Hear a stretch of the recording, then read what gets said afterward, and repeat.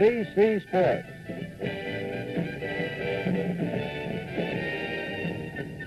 Brings you the sixth game of the 1968 World Series. The Detroit Tigers versus the St. Louis Cardinals. Brought to you by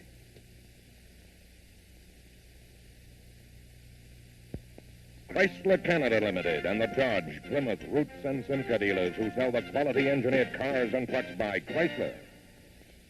By the more than 1,350 branches in Canada of the Canadian Imperial Bank of Commerce. And by Gillette, makers of new Right Guard antiperspirant in the silver can.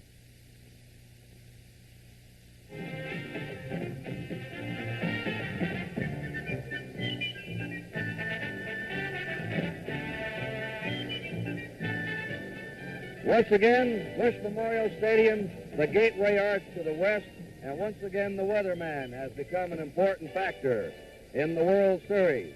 Showers off and on this morning. This game is going to be delayed 10 minutes. Neither team took batting or fielding practice. The tarp has just been removed from the field, and you can see the St. Louis ground crew now getting the diamond ready. So we will have a delay of 10 minutes, but Game 6 of the World Series is definitely on.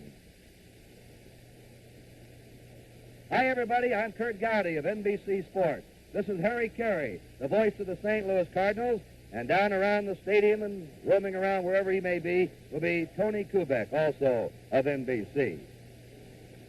And a hypodermic needle has now become the big story of the sixth game. Denny McLain, the 31-game winner of the Tigers, was supposed to be done in this series because of a sore shoulder. But yesterday morning, Dr. Russell Wright, the team physician of the Detroit Tigers, injected a combination of xylocaine, that's a form of Novocaine, to ease the pain, and cortisone to ease the inflammation. The injection was made into McLain's right shoulder, and after the injection, he went to the sidelines, did some throwing, and announced that his arm felt much better, that he wanted to pitch again. And so the Tigers bring him in there today. He'll be going for the Tigers. Ray Washburn will be going for the St. Louis Cardinals. And, of course, Harry Carey, the Cardinals can still win it. They're a game up by winning today, and the Tigers can prolong it. It can go to Game 7 tomorrow, and if it does go to Game 7, Lulich and Gibson are already set to be the starting pitchers in that game. That is true, and they're both unbeaten in the World Series so far.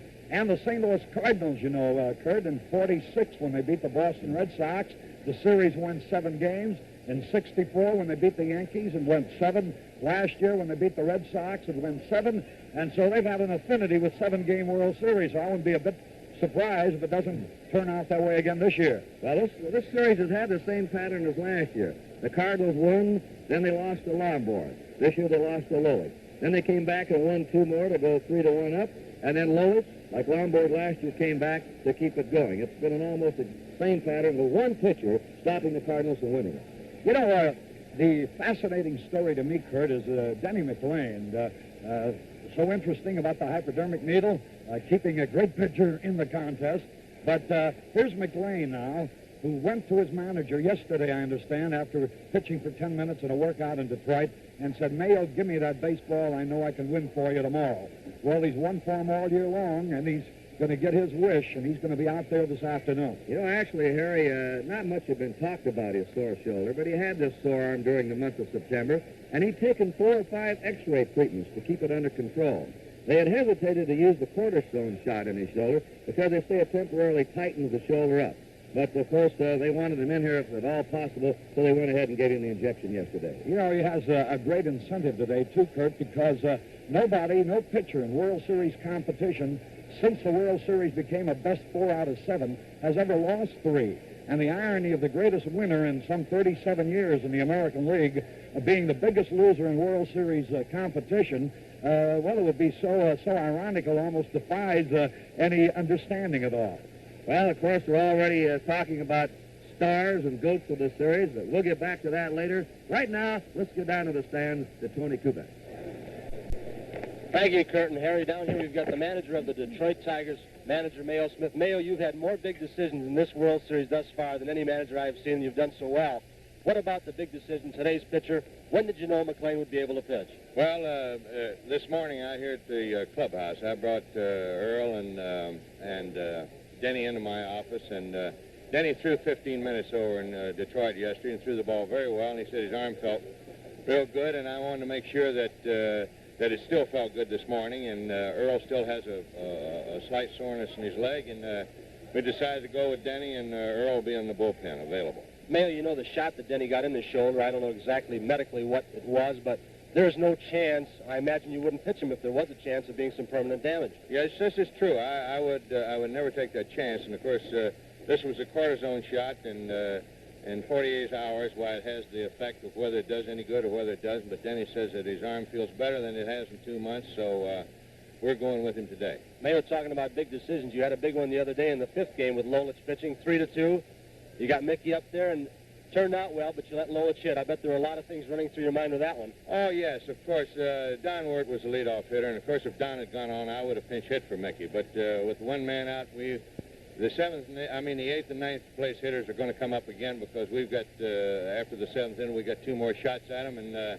And Mickey, he was pitching so well that I just figured we can catch up within the next 2 times at bat. So, fortunately, as you say, Mickey got a humpback single to right field and started the rally, and of course we went on to win it. Mayo, Kaline has been just phenomenal in this series. He impressed me so much the other day against Bob Gibson. I've never seen him quite hang in there the way he did and really battled.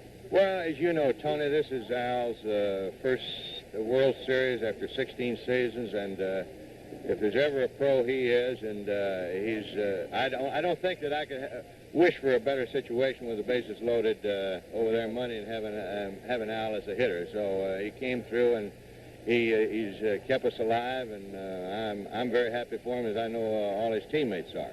Mayo, thank you so much. We're looking forward to a victory for you here in St. Louis in the 6th game, and hope we see you for the 7th. I know you hope that same thing. You said it, Tony. Thank you very much. Thank you, Mayo Smith. Now let's go back upstairs to Kurt and Harry.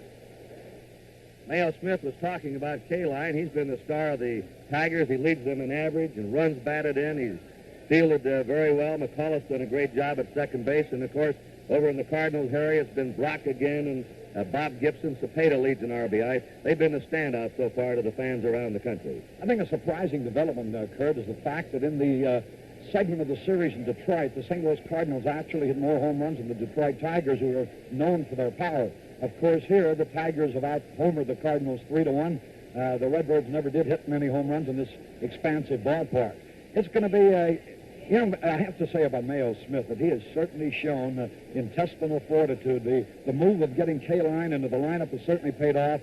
Stanley's done a fine job for him at shortstop. He has shown the insides of an outstanding manager. That's right. Now, Harry, how about you? This is your home park. You've done the Cardinal games here for 24 years. How about you taking the nation fans around Bush Memorial Stadium and pointing out some of the highlights? All right, fine, Kurt. Let's take a look at it. Down the left field line, 330 feet. The ballpark, of course, is sold out. There'll be 54,000 plus here, as there have been for every game of the series in St. Louis. Down the alleys, it's 386 in left center. It is 414 to the center field wall. You notice the big, wide scoreboard out there. In right center, it's 386, the same as in left center. And down the right field line, identically to the left field line, 330 feet. There are no tricks at all except in that right field corner. Sometimes that ball takes a funny hop and rolls around in that gate area. The pitchers are warming up in spots where they usually do during the course of the season, although the bullpens during the World Series are out beyond the wall in left center and right center. Now the pitchers today. First, though, let's go down to the field or wherever Tony Kubek might be. Thank you, Harry Carey. Thank you, Kurt Gowdy. We've got Bill Freehan, the catcher for the Detroit Tigers, with us down here. Bill, what about McLean? The first 2 times out, he has not had good stuff, has he? No, for sure he hasn't been pitching like he did in the regular season, and he's coming back, as you know, with sort of a short notice type setup. There was question about whether his arm was sound, and I think Denny's about the only one that can answer those questions, and the only place he can answer them is out on the mound today, and we're just going to have to see, because I'll tell you what, a good pitching performance right today would really pick our ball club up, because it's something we need right now. Let's talk about Ray Washburn. You batted against him the last time. He didn't last the full game. What kind of pitcher is Ray Washburn? What are you going to be looking for off Ray? Well, he's a tough pitcher. He misses his pitches up good. He's got a pretty good fastball, and he's got a good slow curve and a slider, too. He can't really look for anything because he'll throw a breaking ball, too, when he's behind or something like that. So, shoot, I don't know what I've been looking for. I'm just going to try to make a little contact. Well, you know, the last ball game you played, now, this is just my personal opinion. It looked like you might have been swinging the bat a little bit better. You've been getting a lot of advice, I know, from all different angles, and everybody's been telling you you're doing this wrong and that. What are you going to try and do today? Just relax? Tony, I was trying to believe in some of your mistakes yesterday. There's no use lingering on them.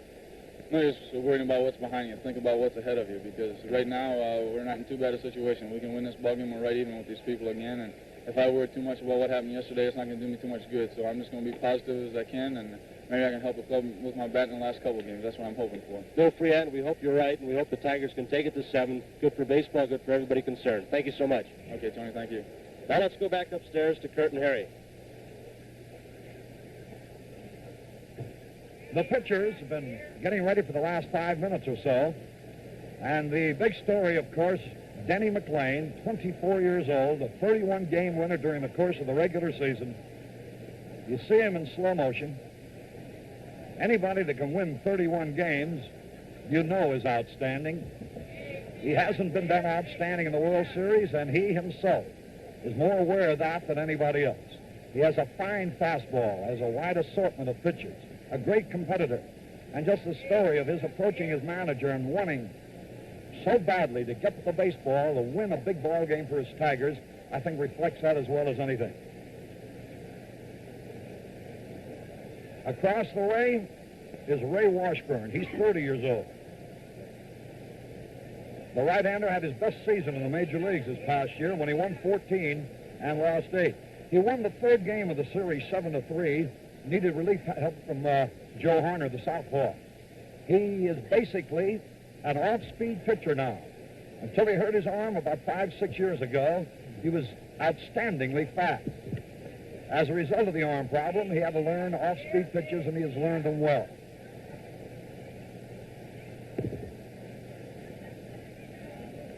Now the lineups, Kurt. All right, let's take the visitors first. The Detroit Tigers, leading off at second base, will be Dick McCullough. At shortstop, Mickey Stanley. Al Kaline is batting third in right field. Norm Cash will be the cleanup man at first base. Willie Horton in left field, batting number 5. Jim Northrup in center field, batting number 6. Bill Freehan is the catcher, hitting 7th. Don Wirt, the third baseman, batting 8th. And Denny McLain is the pitcher today for the Tigers. There's the lineup. Hope you'll keep score along with us.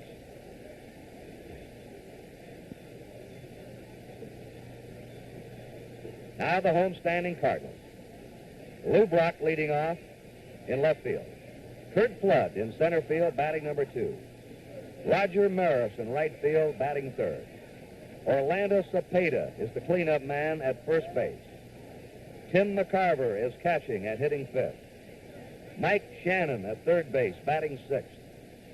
Julian Javier is the second baseman, batting 7th. Dal Maxville is the shortstop, batting 8th. And Ray Washburn is the pitcher today for St. Louis. For those that have joined us late, we've had off and on showers all morning. This game is being delayed. It'll probably scheduled to start at 1 o'clock here St. Louis time. We'll start at 1:10. The grounds crew has just put the infield in order. Neither team took batting or fielding practice. The tarp has been on. We may have a few soft spots in the outfield, but altogether, unless it rains some more, the diamond should be in good shape. Now, ladies and gentlemen, let's go down to the field. Here are the lineups for Game 6 of the 1968 World Series. First, the Detroit Tigers. Here is the manager of the Tigers, number 10, Mayo Smith. Batting first and playing second base, number 3, Dick McCullough. Batting second and playing shortstop, number 24, Mickey Stanley. Batting third and playing right field, number 6, Al Kaline. Batting fourth and playing first base, number 25, Norm Cash. Batting fifth and playing left field, number 23, Willie Horton. Batting sixth and playing center field, number 5, Jim Northrup. Batting seventh and catching, number 11, Bill Freehand. Batting eighth and playing third base, number 8, Don Wirt. Batting ninth and pitching, number 17, Denny McLean, who is warming up in the bullpen. And here are the remaining coaches and players of the Detroit Tigers.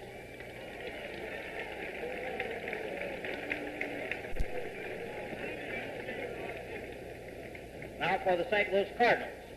Here's manager Red Schoendienst.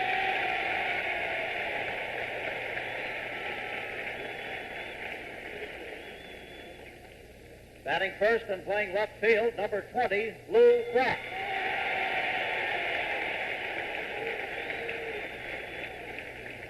Batting second and playing center field, number 21, Kurt Flood.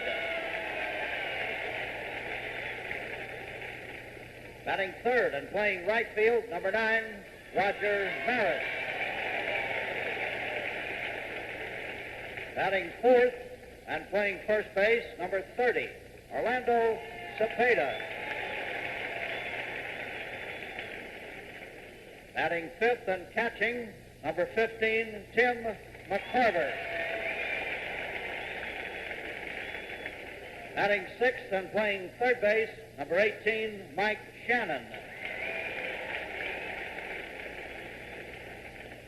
Batting seventh and playing second base, number 25, Julian Javier. Batting eighth and playing shortstop, number 27, Dal Maxwell. Batting ninth and pitching, number 44, Ray Washburn, who is warming up in the bullpen. And here are the remaining coaches and players of the St. Louis Cardinals.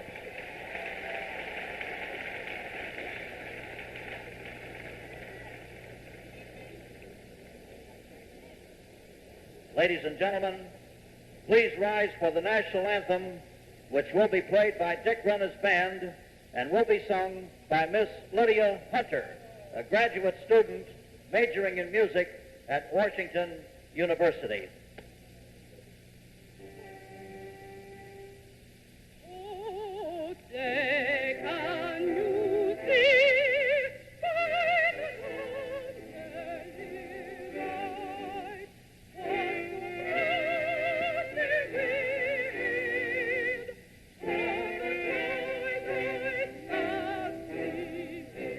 who's got lights and bright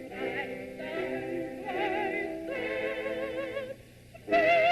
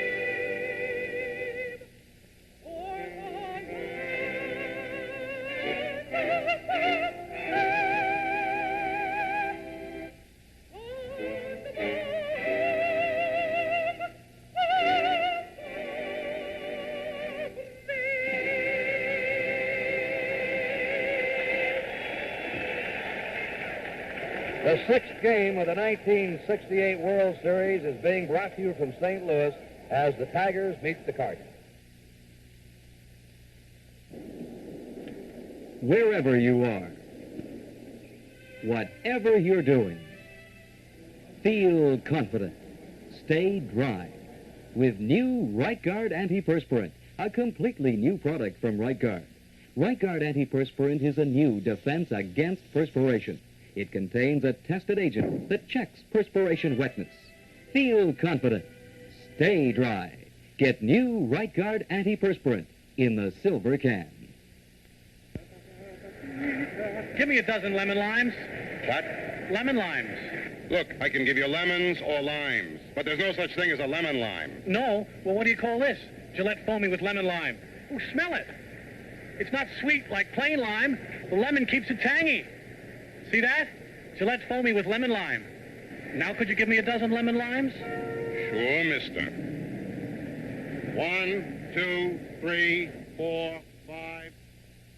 Identification. This is the NBC television network.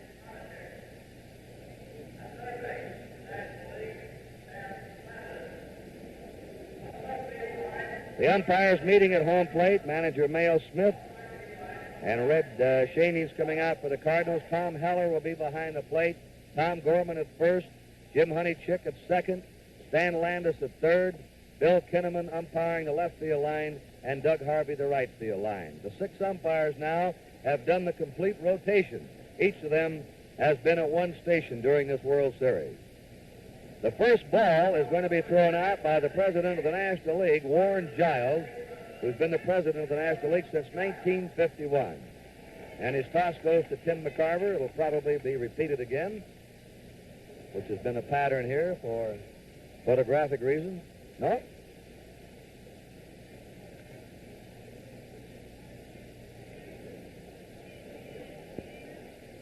The umpires are taking their positions. The Cardinals will be out of their dugout here in just a second. Denny McLean is still warming up there. The Cardinals. Washburn has come in from the bullpen. And so, we'll see whether the World Series now will be over today or whether it's going to Game 7. And once again, if you joined us late, this game has been delayed. We've had rain off and on, and we still could have more showers. Neither team took batting or fielding practice. The tarp was taken off about 20 minutes to 1 here, St. Louis time. The grounds crew put the diamond in shape. We're waiting for Washburn to come out, and I know you're waiting for the play-by-play in the first 4.5 innings of the outstanding voice of the St. Louis Cardinals, Mr. Harry Carey. Thank you very much, Kurt. Hello again, everybody. The field in fine shape, as Kurt mentioned to you, in spite of the rains. The crowd, of course, capacity. Ray Washburn hasn't made his appearance. If the earned run averages of the 2 pitchers in this series to date hold up, we're going to have a free-scoring game.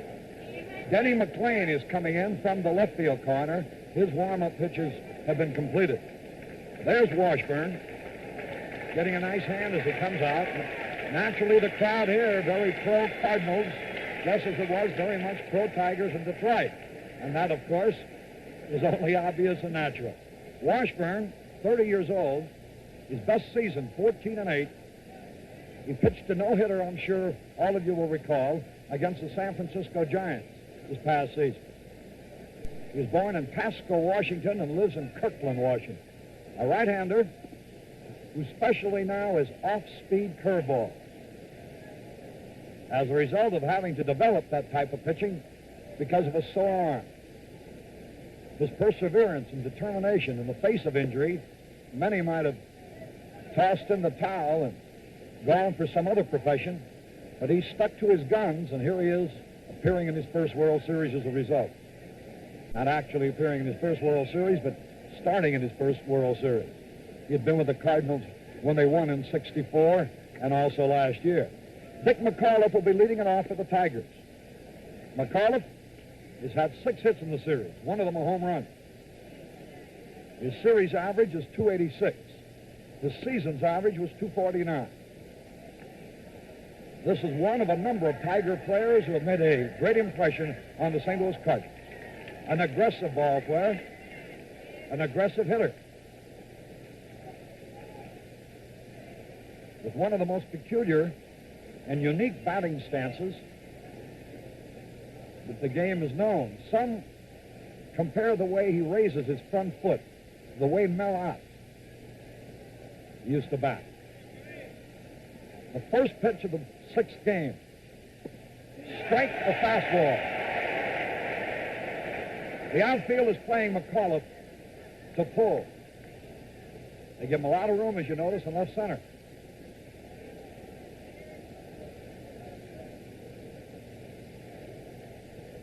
McCarver behind the plate. Strike, another fastball. That fastball moved away from the left-hand hitters. What they call a fastball that runs. Washburn ahead, 2 strikes and nothing. Dick McAuliffe leading off for the Tigers. Struck him out on a slow curve.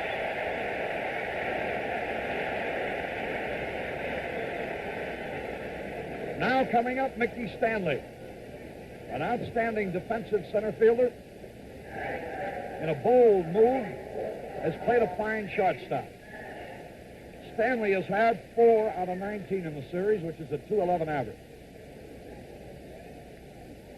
He has good power.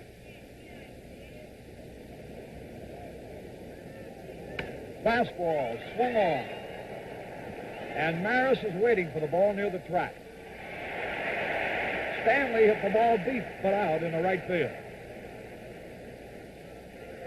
Now Al Kaline, one of the all-time great ball players, having a good series with 8 out of 21. A .381 average.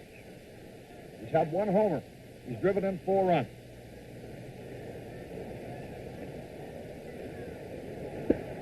Strike, a fastball. Washburn's control much better today than it was in the 3rd game of the series which he pitched. There's Wally Moses coaching at first base for the Tigers, and Tony Cuccinello at third. Fastball low. 1 ball, 1 strike. 2 out, nobody on. 6th game of the World Series. Kaline has power everywhere. Fouls one off to the right. Kurt, what he's been doing in this series, Harry, and he's done it most of his life, is he hits the low fastball, tries to go the opposite field with it. Good breaking ball hitter and a good high fastball hitter. 2 strikes on the ball. 2 out, nobody on, 1st inning.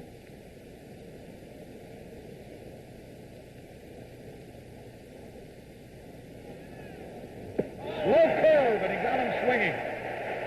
Oh, it is 1-2-3, nothing across. We go to the bottom half of the 1st inning, no score.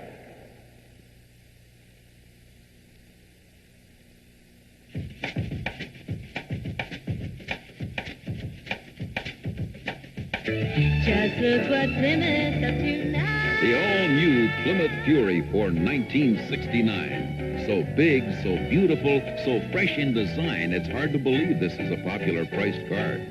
Fury has more comfort, more roominess, more luxury, and behind the wheel, more excitement.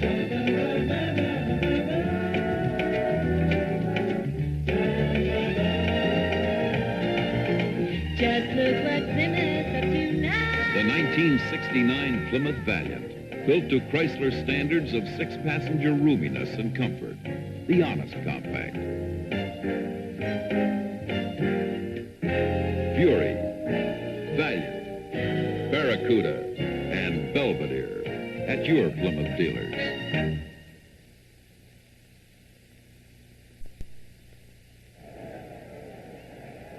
Back at Bush Memorial Stadium in St. Louis, Lou Brock will be leading it off for St. Louis. He's had an outstanding World Series. Denny McLain on the mound. Look at that record for the season. Earned run average 1.96, 31-6. But he's lost 2 in this World Series, and he is very, very determined not to make a 3. Now, Harry, if he doesn't look right, I'm sure there'll be immediate action in that Tiger bullpen. Lou Brock. In each of the last 3 games of the series, Brock has reached base to start the contest. He's hitting .524. 400 for World Series competition. McLean started him off with an off-speed curveball, and Brock was way off stride as he fouled down the third base line. Denny McLean, looking for his first victory in the World Series. Tigers must win in order to prolong the series. Right back to McLean. He'll throw him out easily. Well, McLean got Brock on a tap back to the mound. That will bring up Curt Flood. It's awfully early to make any observations, Curt, but he does seem to be throwing freer out there. The problem has been, according to Dr. Wright of the Tigers, that in this series, when he's really tried to cut loose with his fastball, it has hurt. He's had pain out of it and has thrown his control out. Curt Flood, fastball outside. Flood is hitting an even .300 for the series. He batted .301 for the year. And that's just about how consistent he is. Fastball high. 2 balls, no strikes.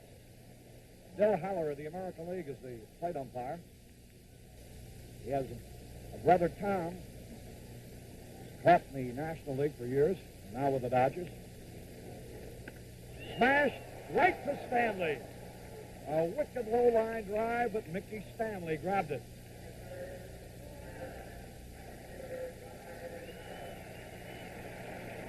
Roger Maris, who may be playing the final game of his illustrious career today.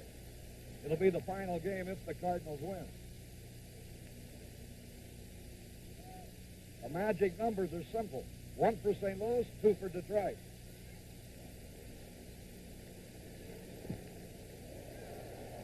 Pitch low, curveball. Maris in this series has had only 1 out of 12, which is .083. Last year, he had an outstanding series.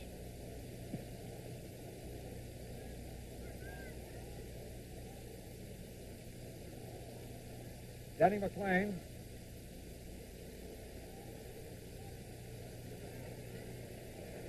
Fastball in there. A good high-riding fastball. Caught that outside corner. 1 ball, 1 strike. 2 out, nobody on. No score. Bouncing ball. Fine play by Wirth. He's out. Beautiful play by third baseman Don Wirth, who had a leap and throw perfectly. 1, 2, 3, nothing across. At the end of 1 inning, no score. Want to buy a horse? Get a Commerce Boots and Saddle loan. Paul got a Boots and Saddle loan from the Canadian Imperial Bank of Commerce and bought 50 horses.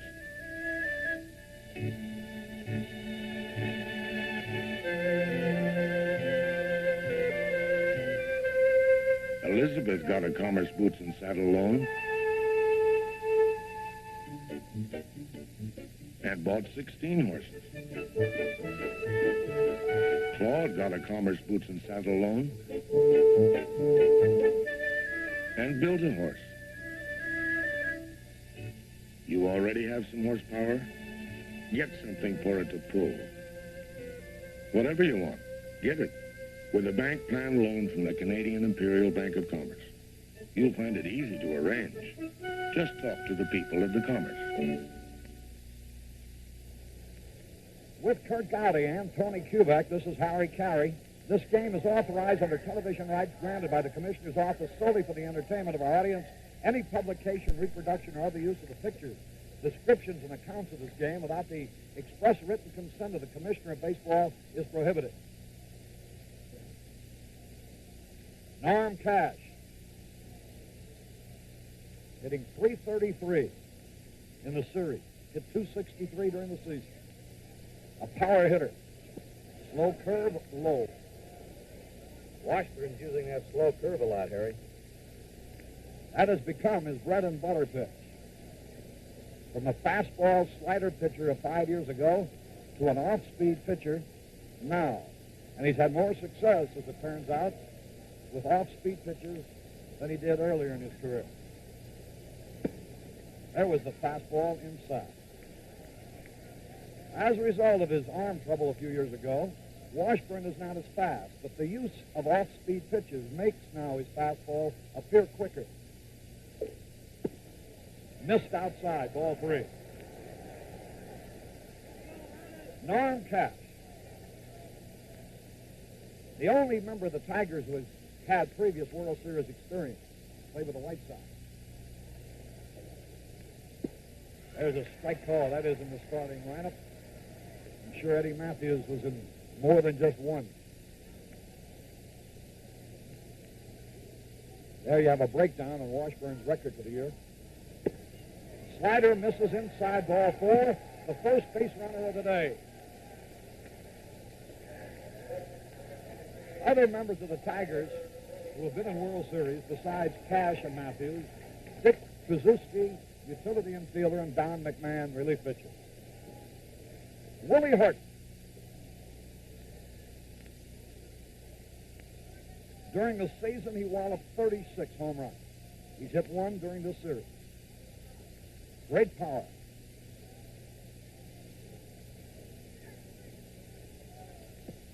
Strike, a fastball. The home run that Horton hit was in this ballpark against Ryle in the second game of the series. I mentioned earlier, strangely enough, the Cardinals out-homered the Tigers in Detroit, which was a surprise. There's no surprise that the Tigers have out-homered the Cardinals here. Slow curve, foul tip. McCarver may have taken it on a fingertip, but no damage. 2 strikes and nothing on Willie Horton. The outfield plays him straight away and deep. Horton is the kind of hitter that can hit the ball out of the park in any direction. Let's see if Washburn gives him a breaking pitch in the dirt. Sometimes Willie gets over anxious and chases one.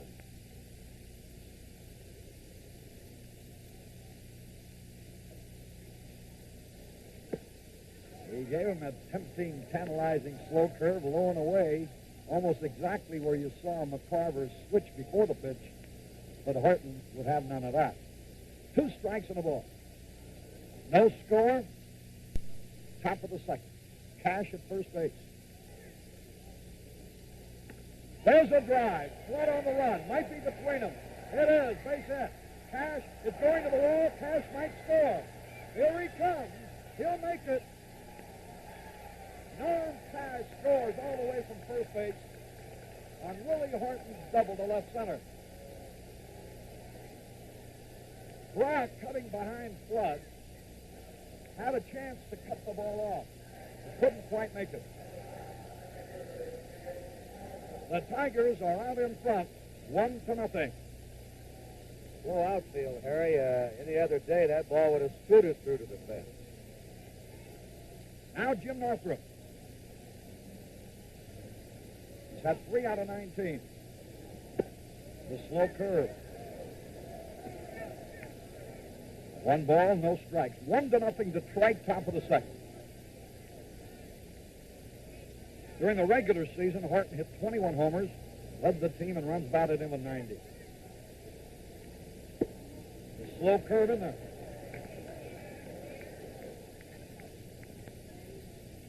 Jim Northrup, 90 RBIs, 21 homers. Willie Horton at second base, having just driven in the first run.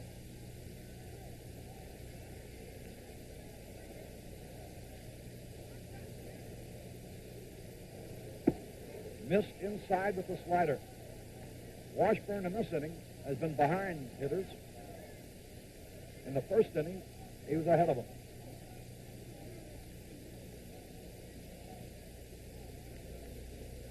Horton, a safe lead.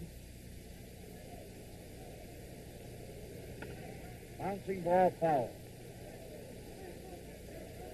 Northrup is played to pull. They give him a lot of room in left center. You notice Flood is a couple of steps shaded towards right.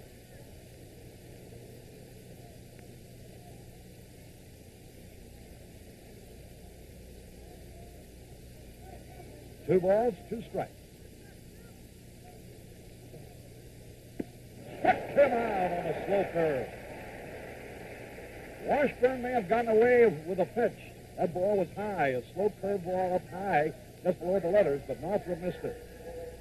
Here's a fellow, Bill Freehan, who's looking for his first series hit, and he's received hundreds of telegrams of tips of what to do about getting his batting average going and how to get a base hit in the World Series.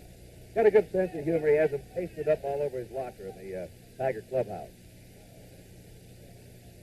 Fine competitor, a good catcher, hit .263 during the regular season with 25 homers. He's 0 for 16, and that can't go on much longer. He's too good a hitter for that. 1 ball, no strike. 1 out, Willie Horton at second base.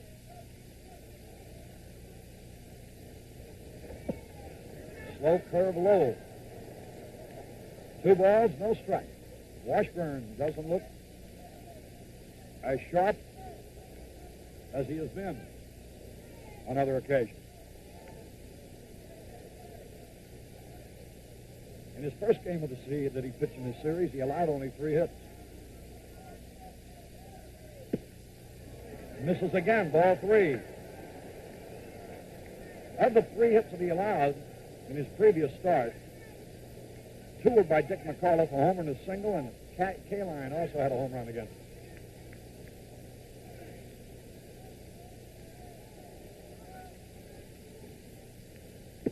Fastball in there. 3 balls and a strike.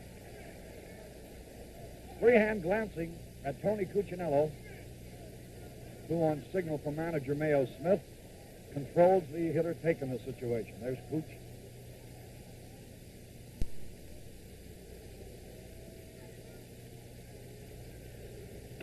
Line drive, base hit.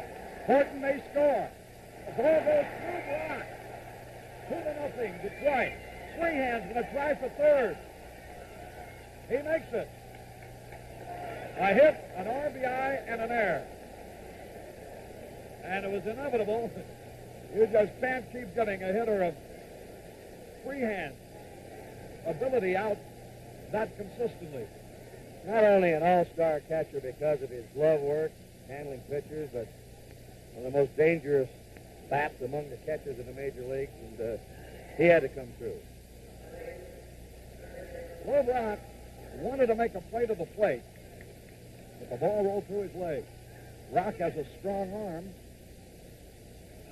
Doubtful, though, if he could have gotten the Horton, even had he fielded the ball cleanly. Downworth, the third baseman, had 1 out of 11. The infield is in. The fastball is high. 2-0 Tigers in the top of the second. McLean against Washburn. Swung at a slider and he missed it. That evens it, a ball and a strike.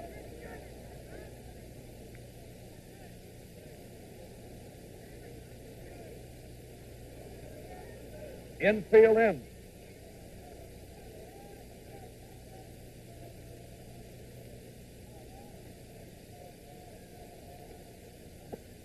The curve is low. 2 balls and a strike. It's been a tough inning for Washburn. Activity in the Cardinal bullpen.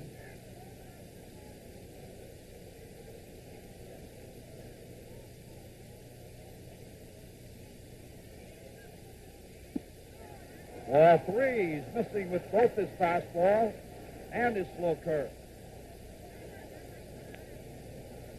A walk to Cash started this inning. A double by Horton drove him in. After Northrup fanned, Freehan got his first hit of the series, driving in the run. 3-2 situation on Don Wirt, who had 12 homers during the regular season and batted 200, driving in 37 runs. A pesky type of hitter, Freehan at third base.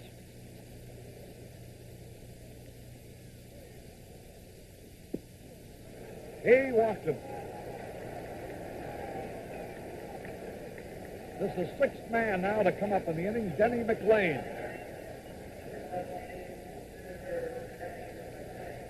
In the Cardinal bullpen, Larry Jasper and Ron Willis. Jasper a left-hander, Willis a right-hander are warming up. Wonder if the Tigers would put the squeeze on, Harry. This fellow led the American League pitchers this year in sacrifice bunts. He's a good bunter. We'll keep an eye on Freehand to see if he breaks.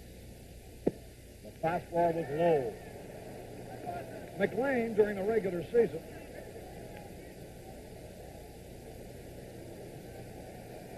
there's Billy Muffet, the pitching coach, coming out.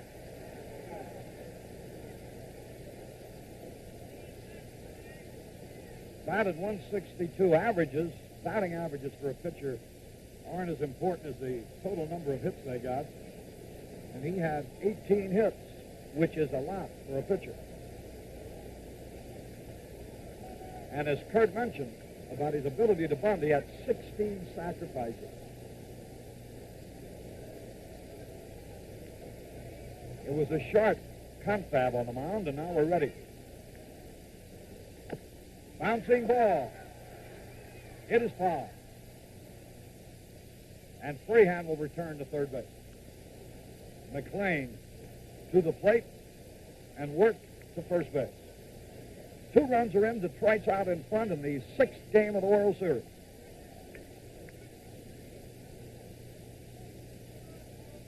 The Tigers must win for there to be a tomorrow so far as the series is concerned. If they do, it'll be Lolich for Detroit, Gibson for St. Louis tomorrow. Infield playing back now. Ground ball might get a double play. Maxfield to Javier to Cepeda. They do. The inning is over with 2 runs, 2 hits, 1 error, 1 left. We go to the bottom of the second. Detroit 2, St. Louis nothing. Up Periscope. Up Periscope. Bearing 150. Ship ahoy. You've got Dodge Fever. Then that's Monaco. Design 69. Take a long, slow look. Luxury line of comfort on a 122-inch wheelbase to give you a big car ride at a popular price. Under the hood, there's engine room for up to 440 cubic inches. New Superlight makes night driving super safe. Concealed windshield wipers keep the lines clean as a clipper ship. Inside, you're in command, in first-class comfort. Dodge is turning up the fever now. Get your cheer for a new Dodge Fever now. Dodge Fever at your Dodge dealer. The 6th game of the 1968 World Series is being brought to you in living color from Bush Memorial Stadium in St. Louis, exclusively on NBC, where America watches more sports than on any other network. Orlando Cepeda. This is 3rd World Series and his best. He's had 2 homers. He's driven in 6 runs. He's had 5 out of 21.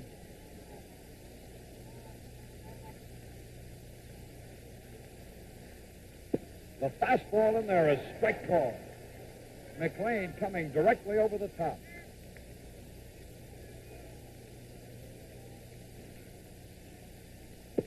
Cross-fired him that time. The count evens, a ball and a strike. The outfield against Cepeda straight away. As I mentioned about Horton, he can hit the ball anywhere. Base hit like a bullet. Cepeda opens the second for the Cardinals, becoming the first base runner against McLean. Cepeda was talking about the first 2 games in the series being important to a hitter. If you don't get a hit in those first 2 games, you start to press. He said, I know what Bill Freehand was going through until this year. It hasn't happened to me. He's been loose in this series. McCarver, 7 hits in the series, batting .350. Hit .253 during the season. Fastball is in there. There's Dick Sisler, coaching at first base.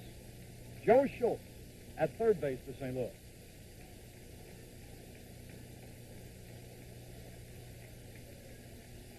people in Seattle might take a good look at the Cardinals' third base coach. You'll see a lot of him next year as the manager of the Seattle team of the American League. That definitely been announced? No, but I think it's set. Everybody knows that it's going to happen. 2 strikes, no ball. Tim McCarthy from Memphis, Tennessee.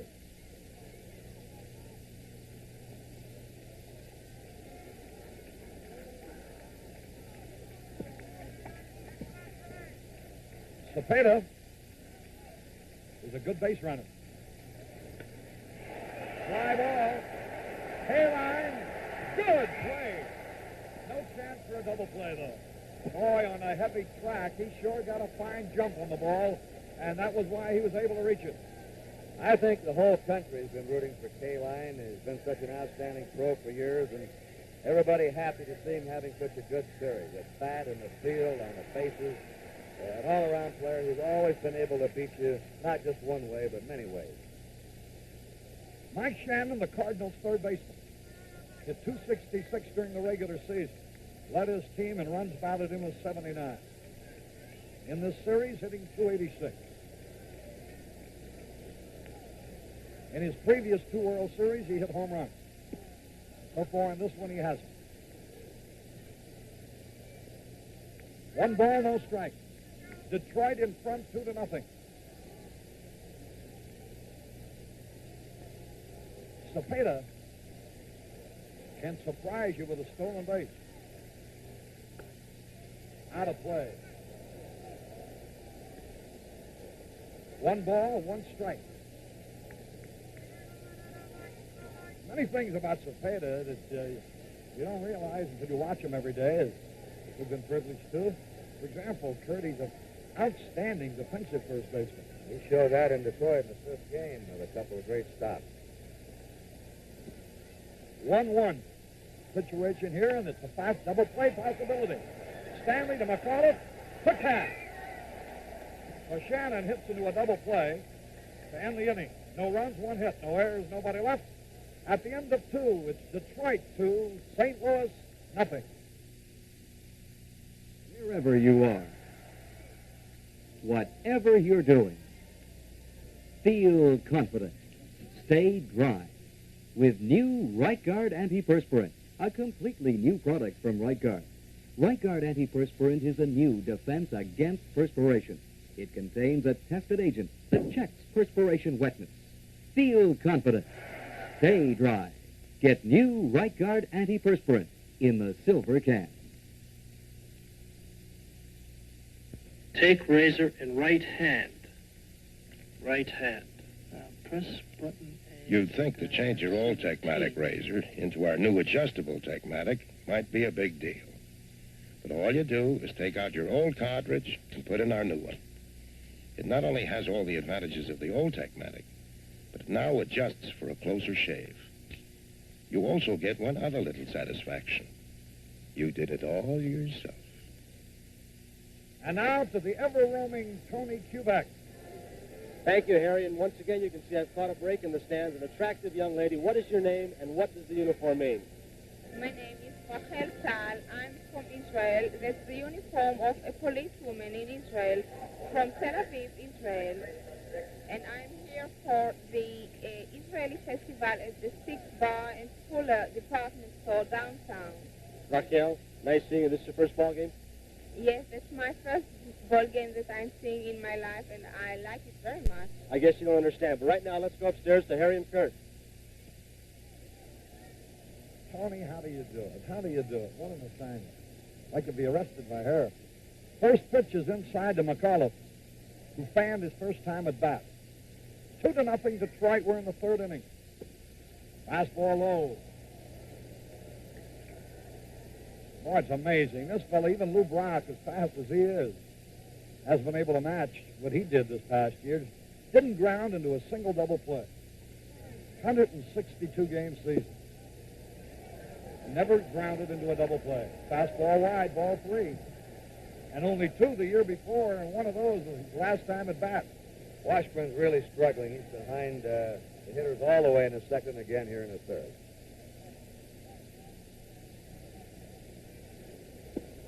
Ball 4. And that is the third pass for Washburn. He has fanned 3. And he has walked 3. Here's Mickey Stanley. Stanley flat out to right in the first inning. He's 4 for 20 now in the series. Hit .259 during the season with 11 homers, and many of them key home runs at one important ball game.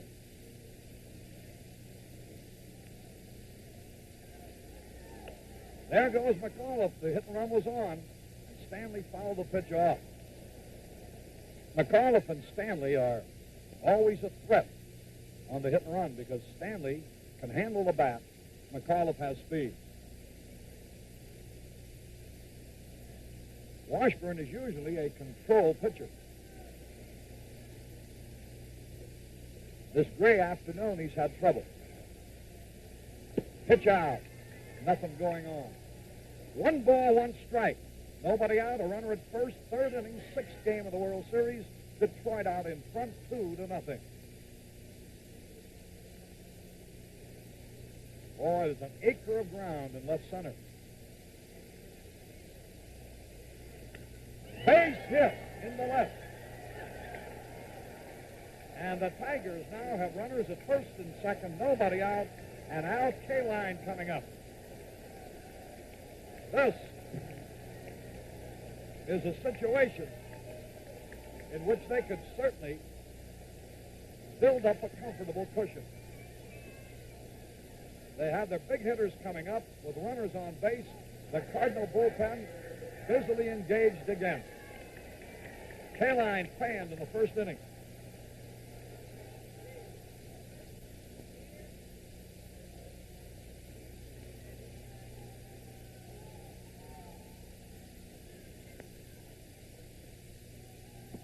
The fastball is high.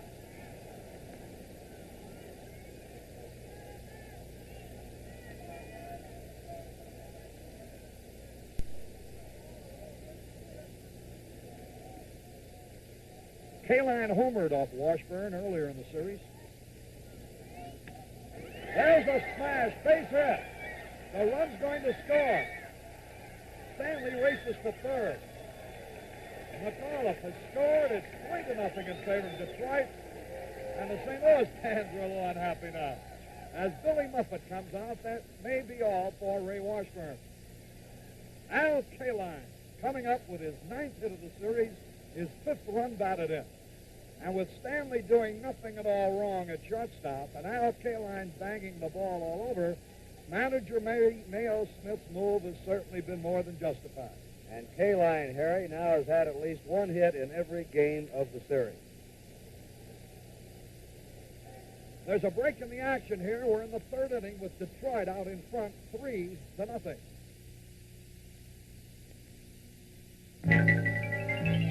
Just look what swimmers are tonight. Meet the beautiful 1969 GTX, one of the exciting Plymouth Belvedere line that includes Roadrunner and Sports Satellite. GTX is all sport, all luxury and comfort.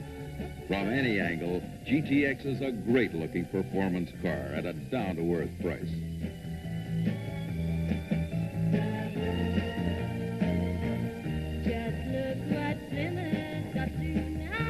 The sporty Plymouth Barracuda has a look and a personality all its own. A personality you can mold to match your own with a list of options as long as your arm.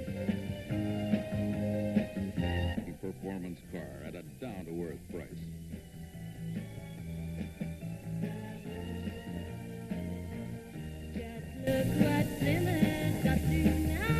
The sporty Plymouth Barracuda has a look and a personality all its own. A personality you can mold to match your own with a list of options as long as your arm. Fury, Valiant, Barracuda, and Belvedere. Gaster strolls to the mound. Let's stroll down to Tony Kubek. Thank you, Harry Carey. We're alongside the Cardinal dugout with the Commissioner of Baseball, General William Eckert. General, on Sunday you had one of the toughest decisions of your life, McLean versus Gibson. The rain started falling. What about it? Tony, it was a tough decision, and the factor involved were to get the best weather information I could and to think of those millions of fans around the country and those good fans in the stadium and what was best for them. Of course, first comes the player safety on the field, so the best weather information, and we played a game there which many fans enjoyed, being Sunday, and that was a prime factor other than the player safety, and the field was safe.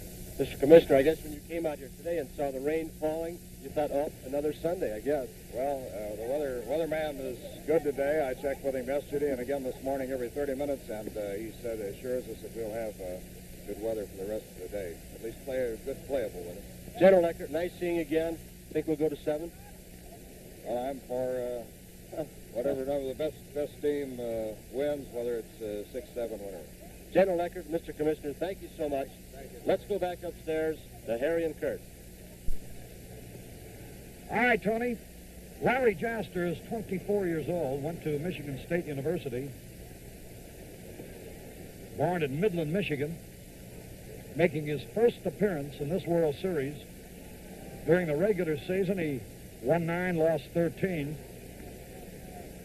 His previous World Series experience was 1 inning, or 1/3 of an inning, pitched last year against the Boston Red Sox. Jaster in the National League is known as the killer of the Dodgers. In 1966, he shut out the Los Angeles Dodgers 5 times in one season. 5 starts, 5 shutouts. And that's a Dodger team that won a championship. But this is the Detroit Tigers he faces this afternoon. Cash hits his first pitch. Base hit. Another run is in. K-Line racing for third. And the Tigers have a 4-run lead. Cash didn't fool around at all. The very first pitch, they brought the left-hander in to face the left-handed batter. Before Jaster could work on him at all, Cash had drilled a single to center. 4-0. 5 hits now for Detroit already. Still nobody out. Here's Willie Horton. Infield playing back, hoping for a double play. High fastball.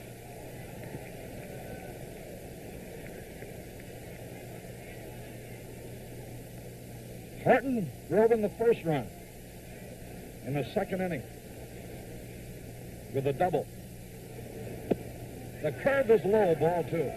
Those line drive base hits to the outfield with the rain this morning. The outfield grass is slow.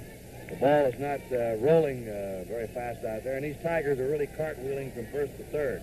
They're going to third every time they can, out from first.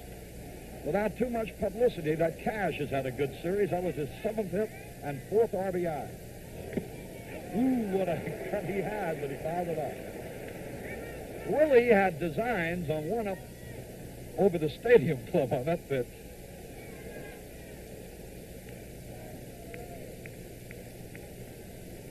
K-Line at third.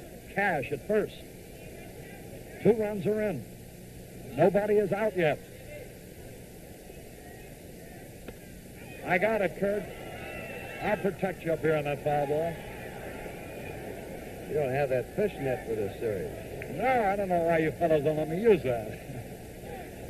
2 balls, 2 strikes, 4-0, Detroit out in front. Gee, the pattern of this series compared to a year ago is so consistent.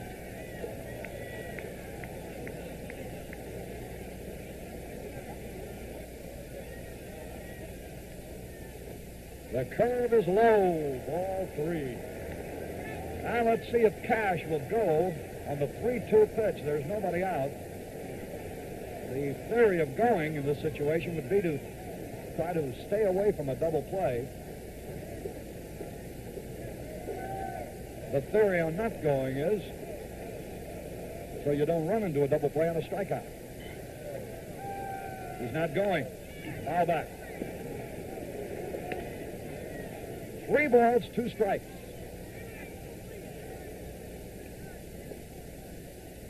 Ball players, when we say he sure had a good cut, ball players are more concerned with the type of swing the batter takes than anything else. You can tell whether he's being fooled or not. And Mr. Horton is not being fooled. He's just fouling him off. 3 balls, 2 strikes. Runners first and third. Nobody out. The 5th man to bat in the inning, Al Kaline. At third, Cash at first.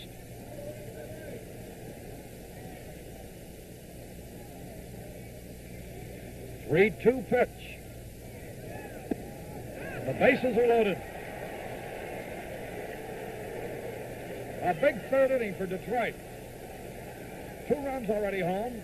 Bases loaded. Nobody out. And here is Jim Northrup. As Kurt mentioned, Al Kaline now has hit safely in each game. He's waited 16 years for this thrill, and he is enjoying it to the fullest.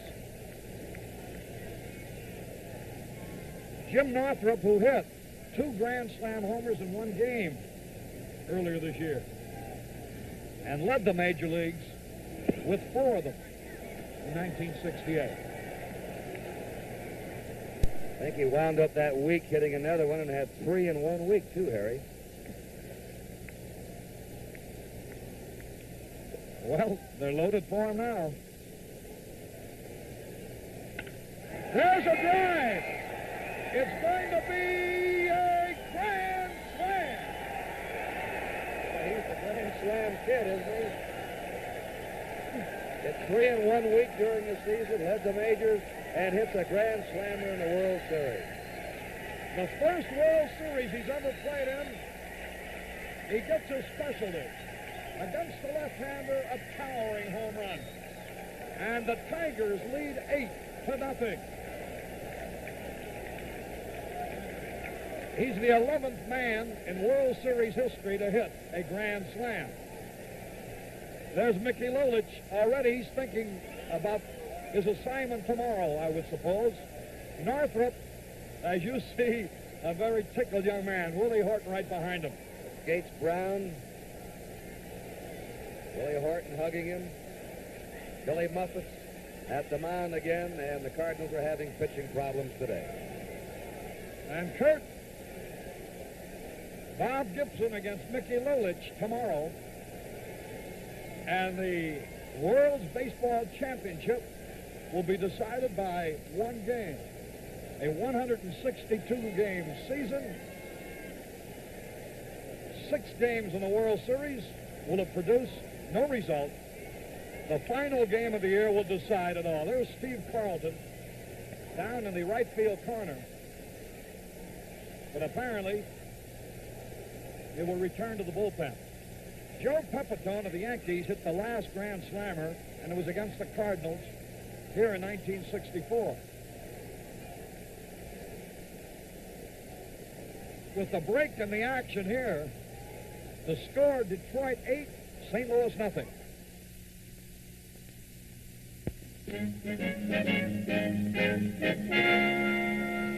In this remote part of Canada, people depend on the river. And by river, regularly as clockwork, Canadian Imperial Bank of Commerce brings banking service to them.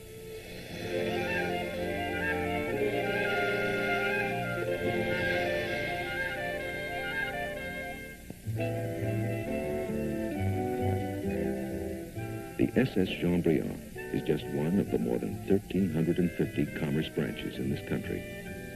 It's typical of commerce determination to make your banking convenient. Think how handy your own commerce branch is. Here's why. Because the commerce has more branches than any other bank on this continent. Bank of Commerce, Bank of Commerce. One of the world's great banks. Where are you, Tony Kubek? Harry, I'm right down here next to the commissioner's box on the National League side with the president of the National League, Mr. Warren Giles. Mr. Giles, it's early in the ball game yet, but we could be coming back tomorrow. It looks like we might be back here tomorrow. This Tiger team has become explosive. Oh, yeah, the pitching didn't look good at all. It didn't look like they had any stuff, and the Tigers are hitting real good. They're a good hitting ball club. They're a good ball club. Mr. Giles, they talk about momentum in the series. Should the Tigers go on and win this ball game, you think they'll have the edge going into the seventh game in spite of Bob Gibson? I don't think anybody has an edge with Gibson pitching. I don't care how many days rest he's had. You know, they talked about the McLean-Gibson confrontation the other two times, but now it's Lolich with 2 wins versus Gibson with 2 wins. That's going to be quite a seventh game. Right. And Lolich has pitched great ball, I think. Better ball than anybody besides Gibson. You like the Tigers? I think they're a good ball club. I don't like them to win. I don't think they'll win. I don't want them to win. That's what I was trying to get at. You're pulling for the Cardinals, aren't you? I surely am. Yes, sir. All the way. Thank you, Mr. Giles. Now Victory party tomorrow night. Well, let's see how it turns out. Thank you, Mr. Giles. Now let's go back up to Kurt and Harry. Ron Willis, a right-hander, who makes his home in Memphis, Tennessee, is the new pitcher. And Bill Freehand takes the first pitch high. The Tigers have scored 6 runs, and there's still nobody out. Washburn, in his 2 innings, allowed 4 hits and 5 runs.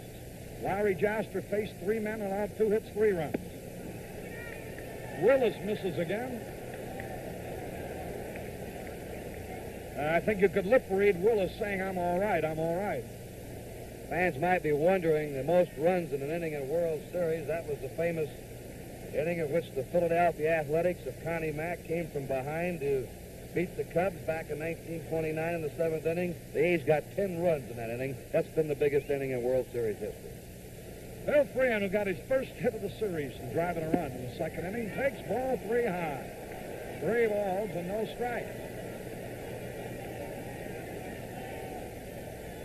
The St. Louis crowd a little stunned by the all 4s outside by the ferocious Detroit attack here. The Tigers 8 runs on 6 hits so far. This is the 8th man now to bat in the inning.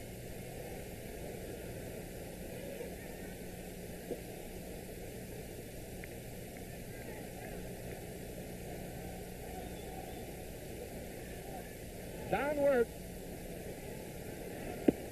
Strike, the fastball.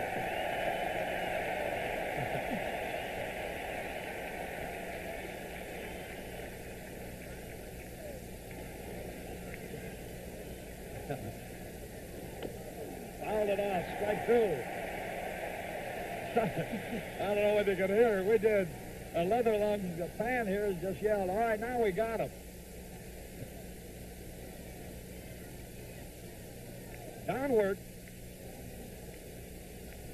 The 12 homers during the regular season. Curve is low. Word with 1 out of 11. Walked in the 2nd inning.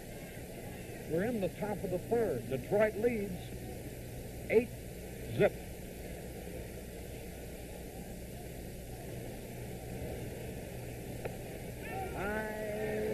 Out of play, foul ball.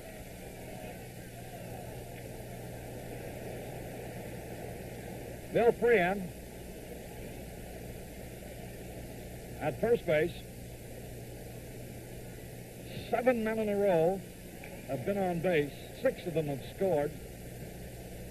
Nobody out. Look out. Even at 2-2. Ron Willis, 25-year-old right-hander. 6'2", 185-pounder, sinking fastball and a pretty good curve.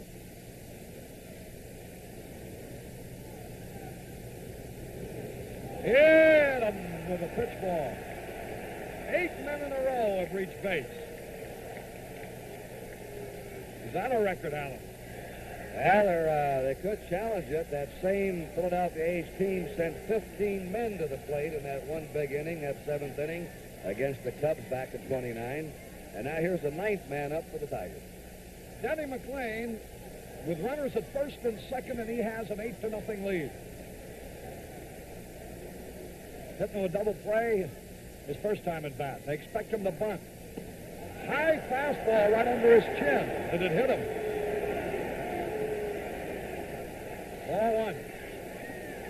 Willis, exceptionally wild out there.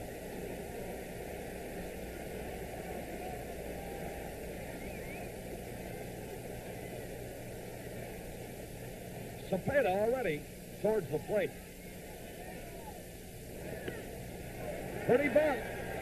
The only play is first base. Shannon to Javier.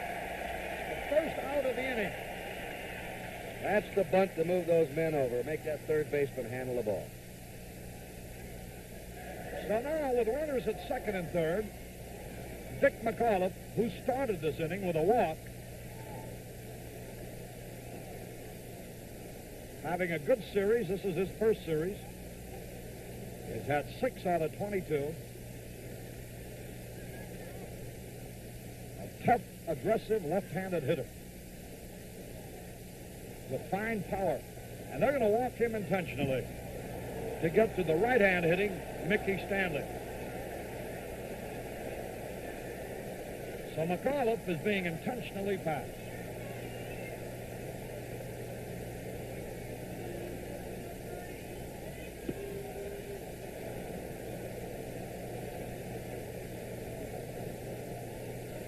The bases loaded. 6 runs already home. Tigers leading 8-0. Mickey Stanley, who singled his first time up in the inning.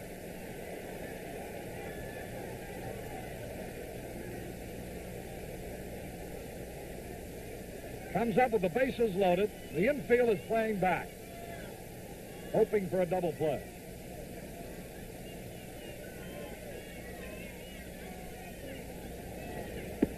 The fastball high. Willis is always a pitcher who keeps the ball down. He has a sinker and a curve. He's off on his control today. Strike caught the corner. Stanley from Grand Rapids, Michigan. 26 years old. The bases are jammed.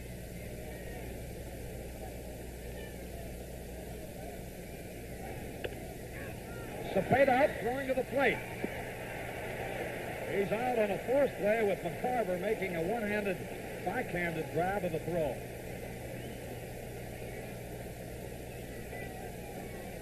So Freehand was forced at the plate from Cepeda to McCarver. That's 2 out, and here's Al Kaline. He singled and drove in a run earlier in the inning.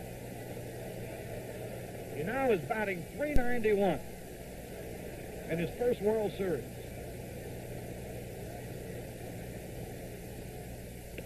Another hit. 1 is in. Another man's going to score. And it's 10-0. An 8-run inning for Detroit, Al Kaline. Second hit of the inning. He now has driven in 3 runs in this inning alone. Now leads in the series with RBIs with 7. And Detroit about to send the World Series into the decisive 7th game tomorrow. It's the 5th hit of the inning. A big blow was a grand slam by Jim Northrup and pitching coach Billy Muffet.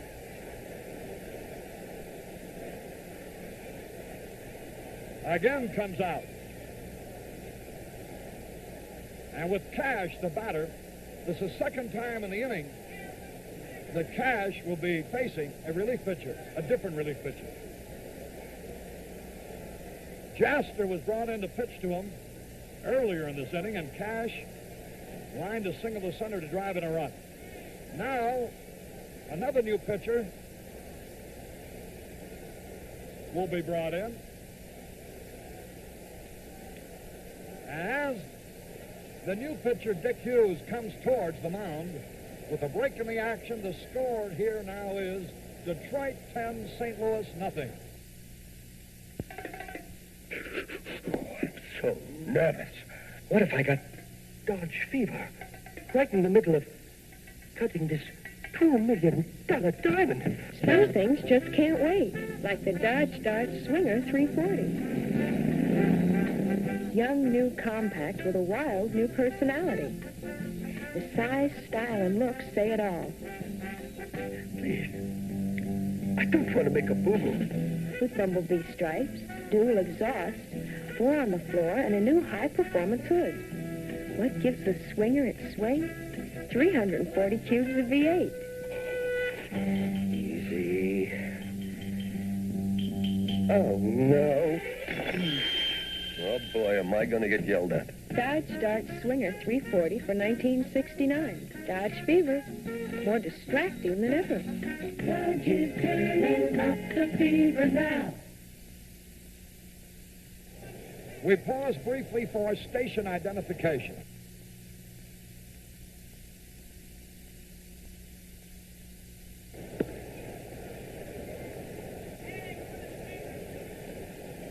Let's switch to Tony Kubek.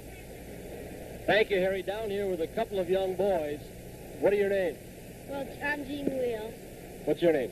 I'm Donald Steele. What do you do in our school? Well, see, our principal and our teachers let us out. They did. Yeah. You enjoying the game? I know you're enjoying being on TV, but the Cardinals are down 10-0. Are you happy about that? No. I see Dick Hughes just got on the mound, and Ron Rose left. Do you know all the players on this team by name and number and everything else and batting averages?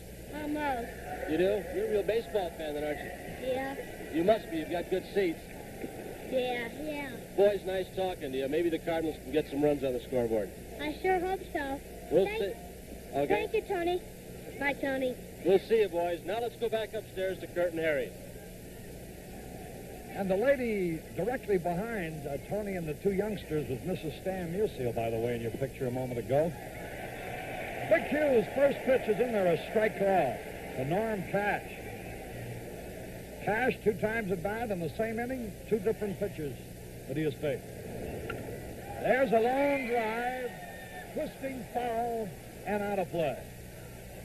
Al Kaline's base hit, which was his second of the inning, tied a record held by 13 others for most hits in one inning in World Series play, namely in to wit 2.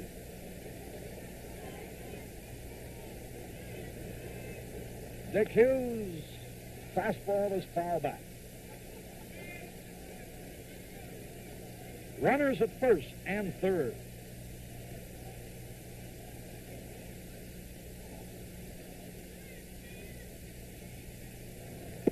The fastball is low.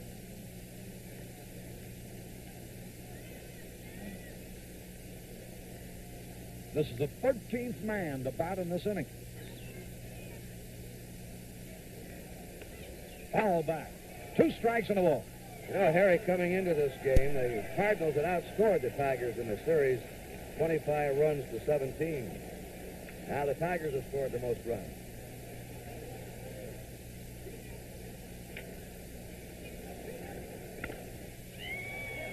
Base hit. Another run is in. A high hopper over Cepeda's head. And Stanley has scored the 9th run of the inning. And Cash has become the 15th man in World Series history, joining Al Kaline and 13 others in making 2 hits in one inning in World Series play. The Tigers are now 1 run away from tying an all-time record of 10 runs an inning and 1 batter away from tying the record for 15 men going to the plate. And here's Willie Horton. Fastball low and outside. Dick Hughes is quite a story, and it shows you how things can change in baseball. A year ago, he was the Cardinals' leading pitcher with 16 victories. This past season, he was rarely used. He was on the disabled list. He had a sore arm. 2 balls, no strikes on Horton. I tell you, if Horton gets on without the runner from third base, Kaline scoring, Jim Northrup, I know, could establish a world's record of 2 grand slammers in one inning. Foul back this way.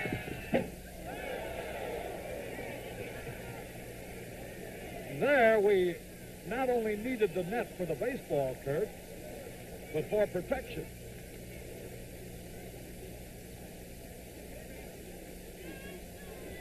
Willie Horton, men at first and third. Tigers leading 11-0.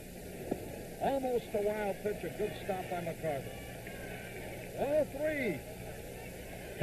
I think the crowd is beginning to realize the setting that is possible should Horton walk. And that is Northrup coming up again with the bases loaded.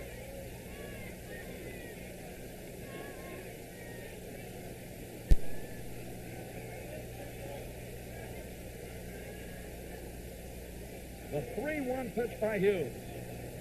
Ground ball right back off his hip. It's going to go for a hit and a run scores. That ties the World Series record going all the way back to 29 when the A's scored 10 runs in the 7th inning against the Cubs. The Tigers now have scored 10 runs against the Cardinals and are sending their 15th man to the plate to also tie a record. Horton, a hit off Hughes' hit. And Al Kaline scored that World Series tying run, the 10th run of the inning.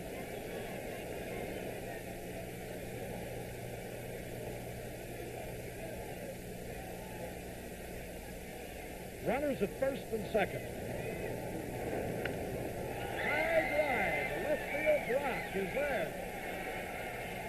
The inning is over.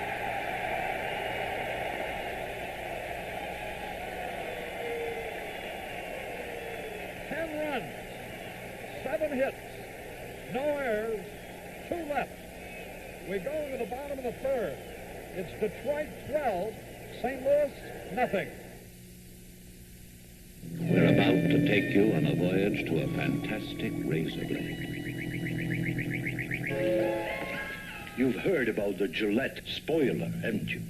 Well, if you'll come up to the edge with me, I'll show you why it spoils you.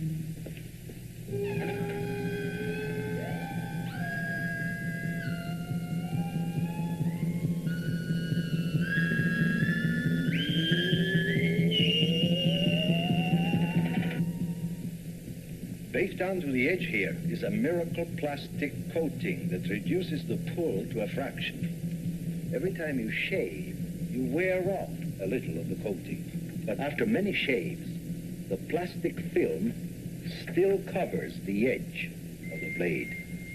The edge of cold steel doesn't touch your face. Gillette Super Stainless.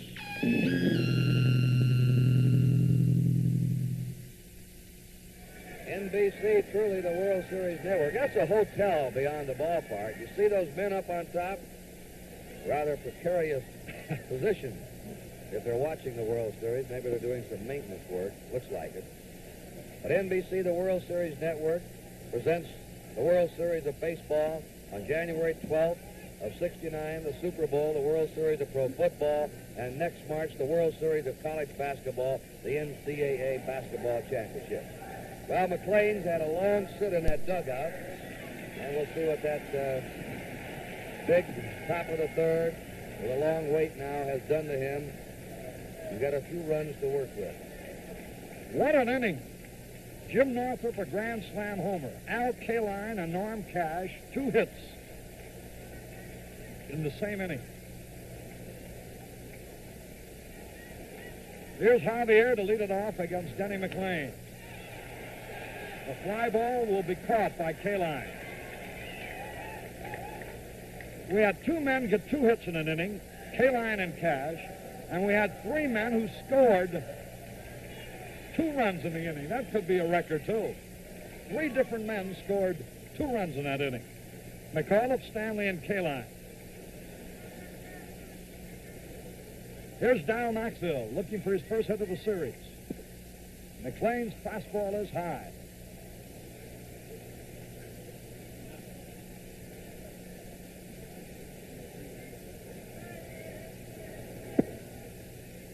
In all World Series history, only 3 men have scored twice in the same inning. And here the Tigers had 3 men in the same inning.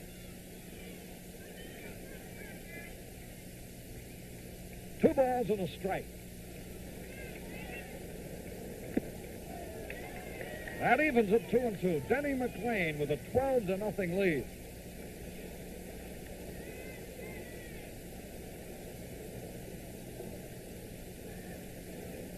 The Tigers missed the extra point on each touchdown. 2 balls, 2 strikes, 1 out.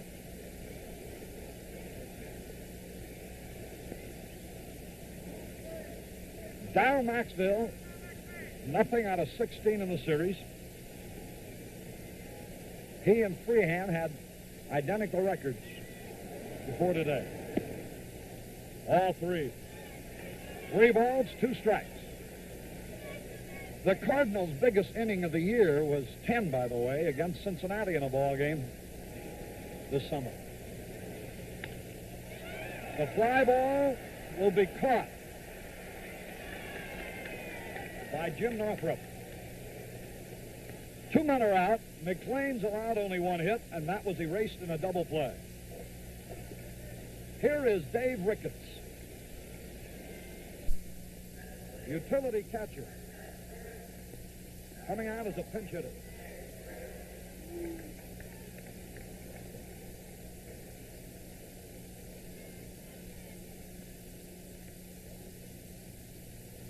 Ricketts, 33 years old,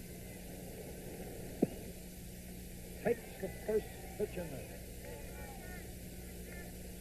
During the season, he was at bat only 22 times, had 3 hits for a 136 average, making his first World Series appearance.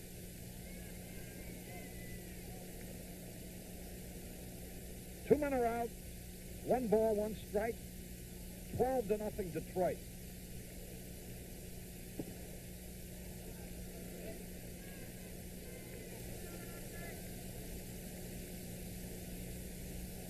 Ricketts, a member of the Cardinals last year, as they won the World Championship, making his first appearance in a World Series game. 2 balls, 2 strikes. McLean.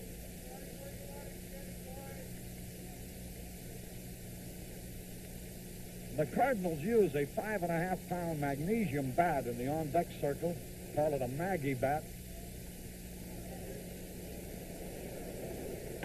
Base hit for Ricketts. A line single to center. Tell you, the way that ball was flying through the air in the top half of the inning, it would have seemed that maybe the Tigers are using that 5.5-pound bat. 10 runs.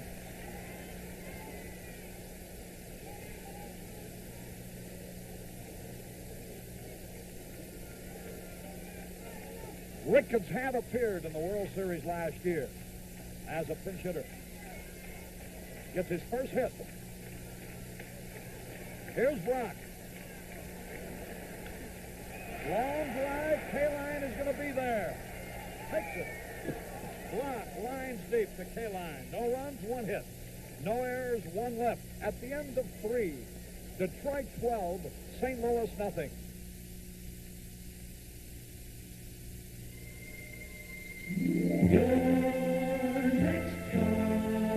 Announcing your next car, the great new Chrysler.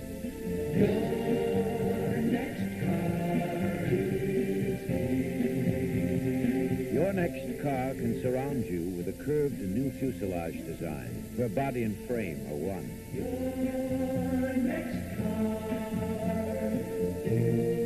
Your next car can be a quiet unity of glass and steel with a soaring symmetry of motion. Your next car can be an extension of your own exhilaration of movement. Your next car is here at a price you can afford. Chrysler, your next car is Chrysler. The great new Chrysler for 1969. Now covering more ground around shortstop, Tony Kubek. Thank you, Harry. I'm down here again by the Cardinals dugout with the next Dodger great, Joe Black, great relief pitcher. Joe, I see you walking around with that tape recorder and interviewing people before the game. What are you doing here? Well, Tony Greyhound let me come down and represent some Negro newspapers and Negro radio stations. I'm trying to learn how to find out what the ball players are thinking. You already know that, don't you? You played this game yourself. Well, after those 10 runs, I wonder. Joe Black, thank you so much for stopping by. Let's go back upstairs to Kurt and Harry. Bill Freehand will lead it off against a new pitcher, Steve Carlton. The left-hander. Fastball is missed, strike one.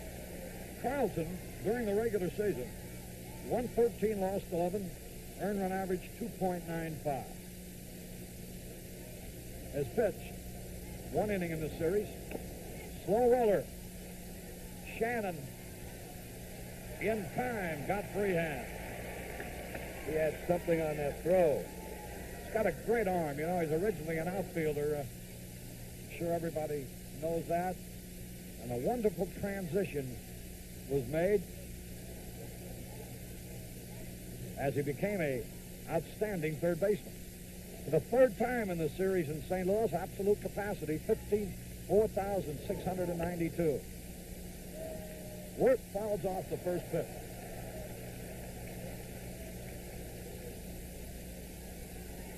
Well, looks like 7 again. Wirt pops up. Knoxville. 2 away. And in 7 last year, Gibson pitching the 7th game with 3 games rest. And Lolich will be pitching with 2 days rest the same way Lombard did last year. 2 men are out. Denny McClain, the batter. Steve Carlton from Miami, Florida. Won't be 24 until December. 1 strike and no ball.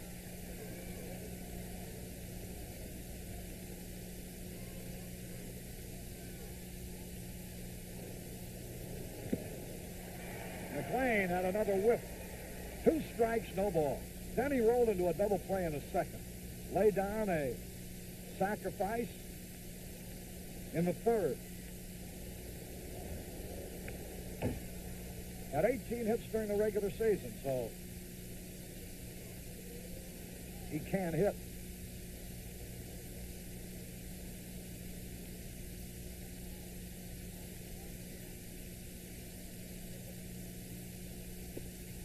Struck him out. Nothing across. At the end of 3.5 innings, the Tigers 12, St. Louis nothing. Once you get off the beaten track, weekend driving can be fun. Though sometimes the unexpected can happen, especially when your wife is with you. The chair that looked just like it matched Granny's set didn't, of course. But it's astonishing the number of things she's always wanted. She's never mentioned till now.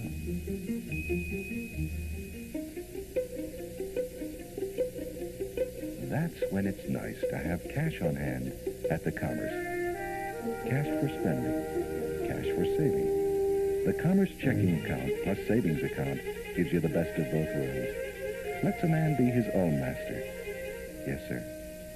Weekend drivers sometimes get an unexpected bonus, especially when they keep cash on hand. Keep cash on hand at the Commerce. Bottom of the 4th. And if you're just joining us for some reason, where you been? It's the Tigers 12, St. Louis nothing. Here's Curt Flood. Fastball high.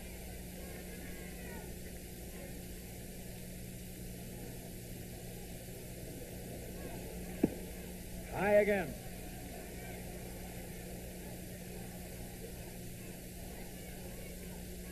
You know, and I mentioned that the Cardinals scored 10 runs in an inning game earlier this year in Cincinnati. High fly. K-line on the run. So is McAuliffe. And McAuliffe makes the catch. There's a boy that's really done a great job in the field. He became an all-star American League shortstop with his bat. They moved him to second. Now he's become an excellent second baseman. He's played very steadily, made 2 brilliant plays in the 5th game, and he's been all over there at second base.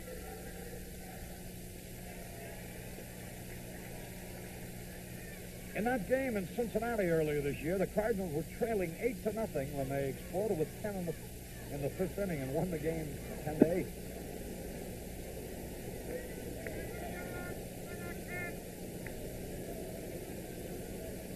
The most runs they scored in a game during the season was 11. 1 ball, 1 strike on Roger Maris. He bounced out his first time with Don Wirt making a good play. McLean's allowed only 2 hits.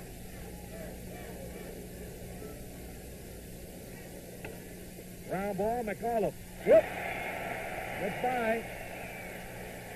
Ball may have taken a bad hop. Let's see what it will be.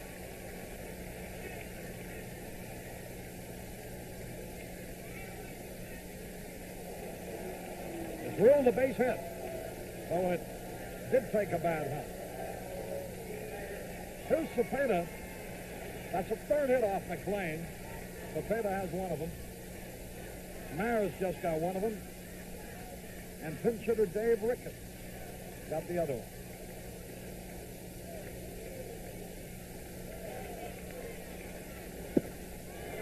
He had a cut, but missed.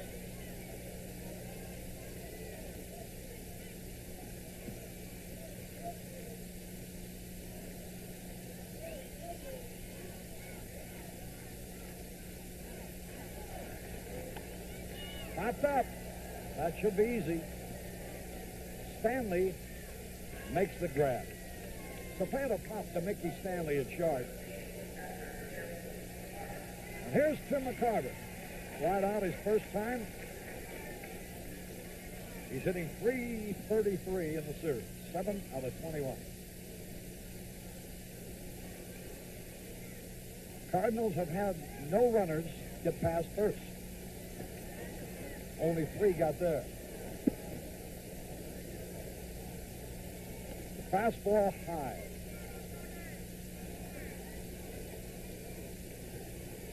One ball, no strikes, 2 away. 12-0 Detroit, bottom of the 4th. Had a cut and fouled it back. Tim McCarver. That's Shannon waiting to hit next.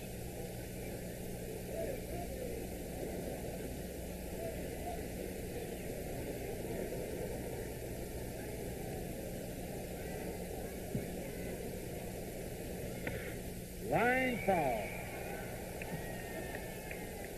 Into the left field corner. 2 strikes and a ball. Roger Maris at first base. Norm Cash not holding him on. Tigers have the big lead.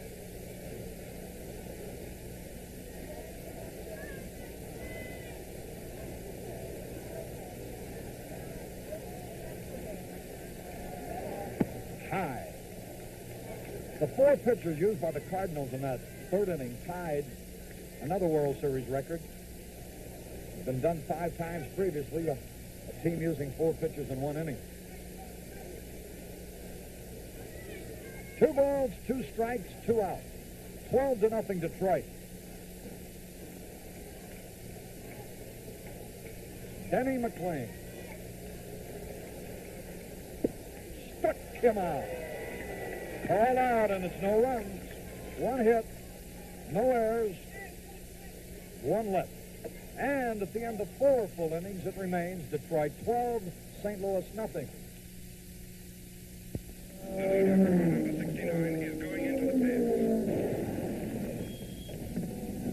Check the book. Let's get Dodge Charger. Hey, where you going? Sorry, fellas. He's already a winner. He's got Dodge fever. Dodge Charger, Formula 69. That's the name of the performance game. 5 big V8s to choose from, all the way up to the 426 Hemi on the Charger RT. Charger, the clean machine, with formula looks from its hideaway headlights to this rear view you give other drivers as you leave them longing. Inside, you know you've got yourself a thoroughbred that's hot to turn you on. Get Charger while the fever's hot. Charger's turning up the fever now. Get your cure for a new Dodge Fever now. Dodge Fever at your Dodge dealer. Joe DiMaggio will make a 17-day tour of military hospitals in the Pacific along with 3 active players at the close of the season. A trip arranged by the Commissioner of Baseball, William D. Eckert, in cooperation with the Department of Defense and the USO.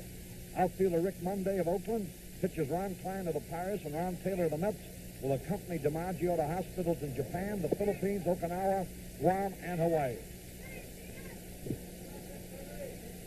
When McLean struck out McCarver on a called third strike, it was his first strikeout of the game, ending the 4th inning, and now McAuliffe. 1 strike, no ball. Carlson's pitch is low. The ball game is in the top of the 5th. McAuliffe coming up for the 4th time. He's walked twice, scored both times. Fanned his first time at bat. Strike call. Dick McAuliffe.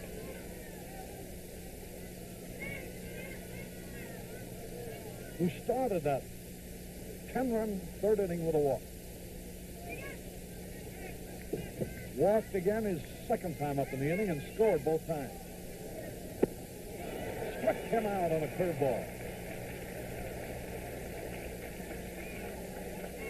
Now Mickey Stanley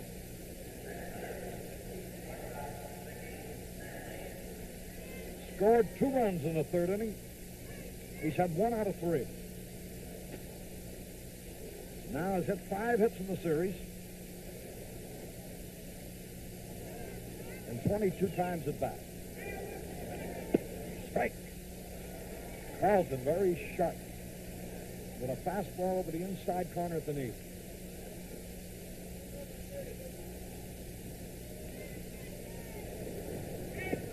The curve is low into the dirt, evens it up, a ball and a strike. Well, it comes down to the 2 unbeaten pitchers. Lolich, who has won 2, Bob Gibson, who has won 2. If the Tigers win and they're leading 12-0. Bouncing ball, Maxwell firing to first in time.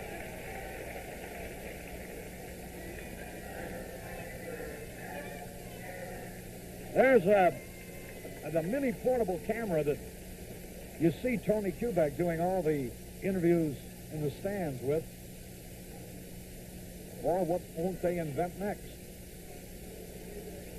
Al Kaline takes a curved strike call.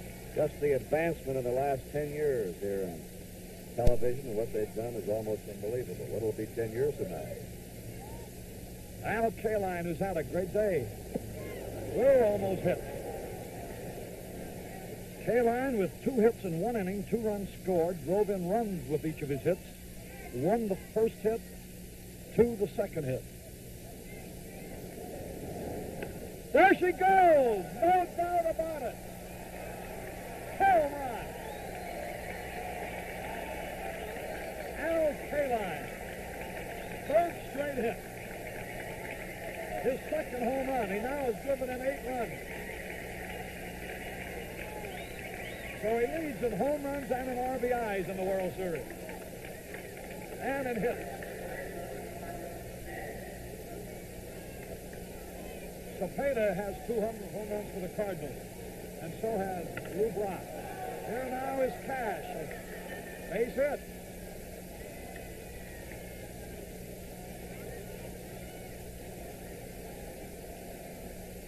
Kaline now has had 11 hits in 25 times at bat.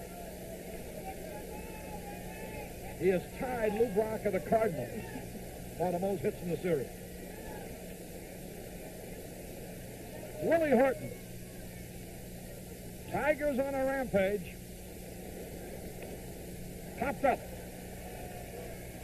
Maxwell. 1 run, 2 hits, no errors, 1 left. We go into the bottom of the fifth with the score. Detroit 13, St. Louis nothing. If you've been looking for a lime shaving cream that's not too sweet, Gillette Foamy has what you've been looking for. Because Gillette Foamy has this, the lemon lime. It's part lemon, part lime.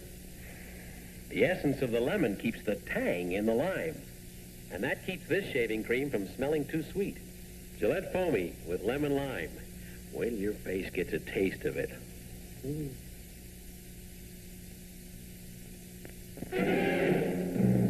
Introducing the sporty new 1969 Gillette Techmatic Razor. The fabulous razor band and the dramatically light touch are still standard equipment. But this year's model has one bold new feature. A little dial you can adjust to give yourself a closer shave. We call it the adjustable Gillette Techmatic. We're going into the bottom half of the fifth inning. It's 13-0 in favor of the Detroit Tigers. And now moving in to take over the play-by-play, NBC's Game of the Week announcer, my dear and good friend for many years, Curt Gowdy. Nice job, Harry Carey. Here is Shannon leading off. He hit into a double play his first time. Foul back. As we said before the game, a hypodermic needle has become a big story. In Game 6, Denny McLain injected in the right shoulder yesterday with a combination of xylocaine and cortisone. Strike two. And after the injection, he threw on the sidelines. The Tiger Stadium announced his right shoulder felt much better. So far, he has shut out the Cardinals with 3 hits. His 0-2 pitch to Shannon. 1-2. Javier's on deck, and then Maxwell.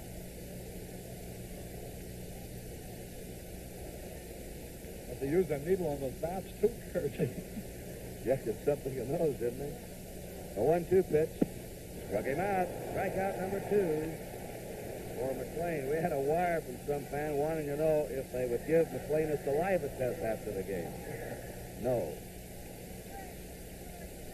Anyway, you can get these ball players on the field. You know, a trainer in a team position is very important in professional sports or any sport.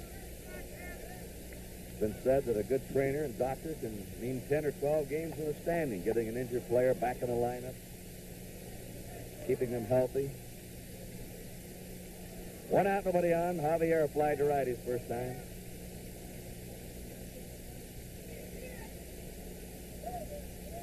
Batting .400 in this series, having another good one. Ball 1 to him. 13-0. The Tigers leading in the last of the fifth.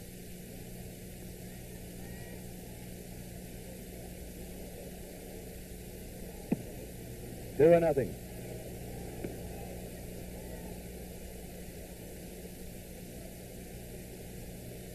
Denny McLain earned those 31 victories, but his club scored for him all year, too. It scored for him today. A 2-0 pitch. That was caught at third by Don Word, a very steady-fielding third baseman. 2 down. Dal Maxwell, now the only regular player who's appeared in the starting lineup day after day, who is still looking for his first hit. He's 0 for 17. 2 down, bases empty. McLain lays it right in there to him.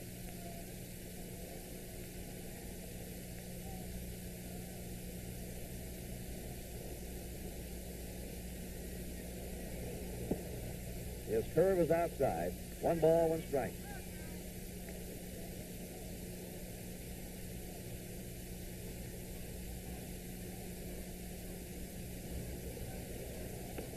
Foul back. It's 1-2 to Del Maxwell.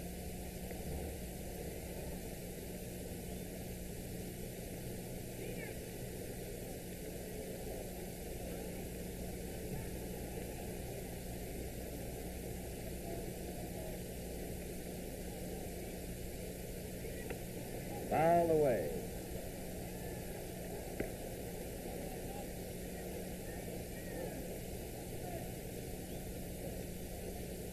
1 ball, 2 strikes. 2 down, nobody on.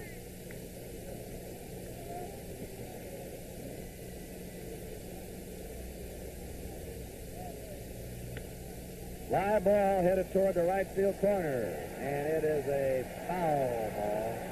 Maxwell nearly had his first hit.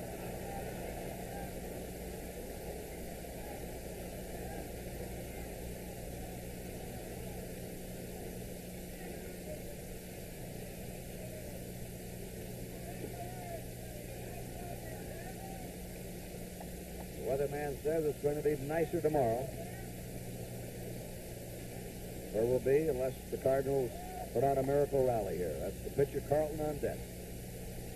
A 1-2 pitch. Tops it foul.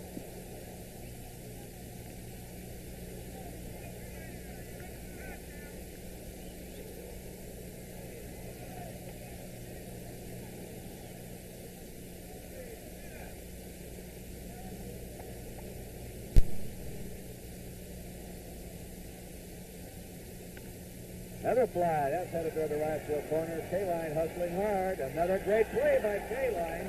Same play that he made in Game 2 off the bat of Orlando Cepeda. K-Line's doing it all for the Tigers in this series. 3 up and 3 down at the end of 5. It's Detroit 13 and St. Louis nothing. This is one of Canada's 3 luxury cars. Like the other 2, it costs around $7,000 or $8,000, weighs 2.5 tons, has a huge engine and power equipment.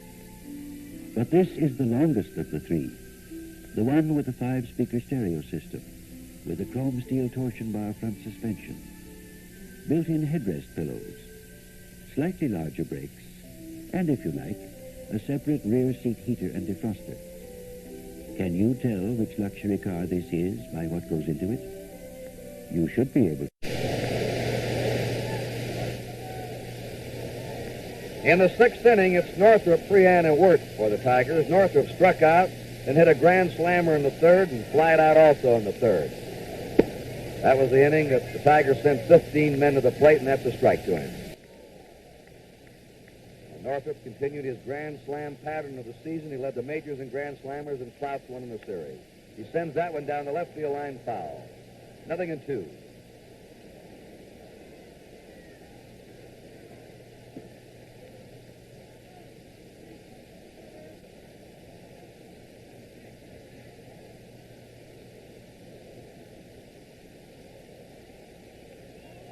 The 2-strike pitch, low. None of the Cardinal pitchers today have been able to stop the Tigers. Washburn gave up 5 runs, Jasper 3 runs, Willis 2 runs. Hughes pitched the 3rd and got him out. Carlton's given up a run. A 1-2 pitch. Foul again, out of play.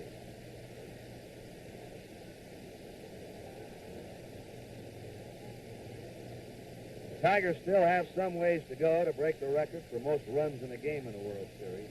18 runs. The Yankees scored against the Giants in 1936.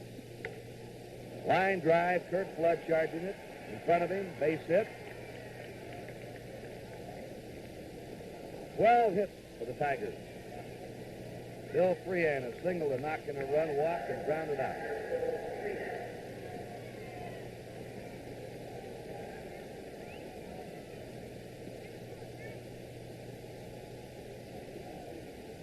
Every man's hit safely for the Tigers except McCullough, Wirt, and McLean.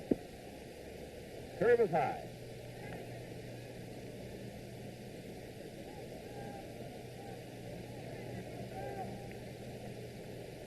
One ball, no strikes. Now his curve is good that time. 1-1. Steve Carlton from North Miami, Florida.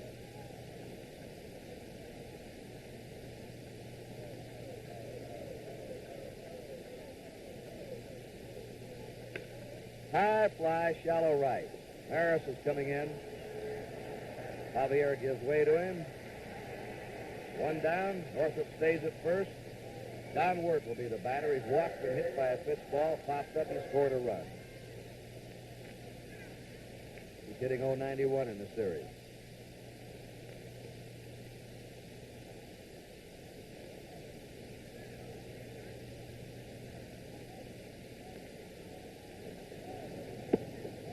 Fastball low and away.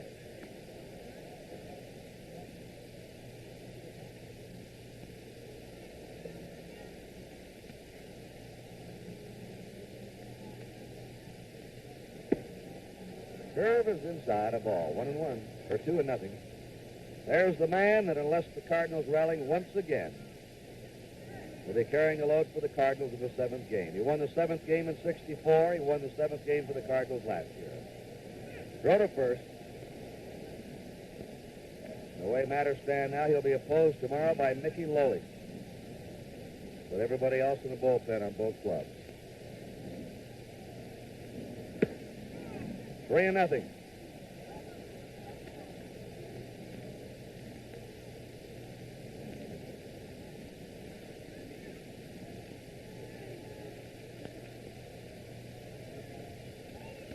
Jim Northrop at first, 1 down. Right in there to him. The way matters stand now, he'll be opposed tomorrow by Mickey Lolich, with everybody else in the bullpen on both clubs. 3-0.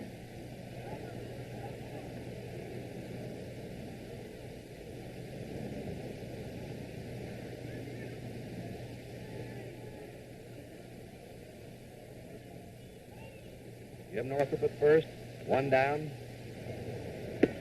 Right in there to him, 3-2. The Tigers leading 13-0.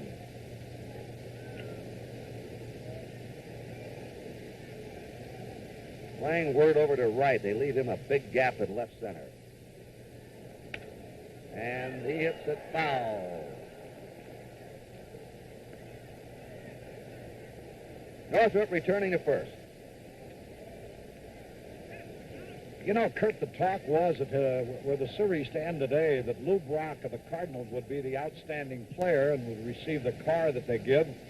I think now that Al Kaline has certainly moved into serious contention, if not ahead.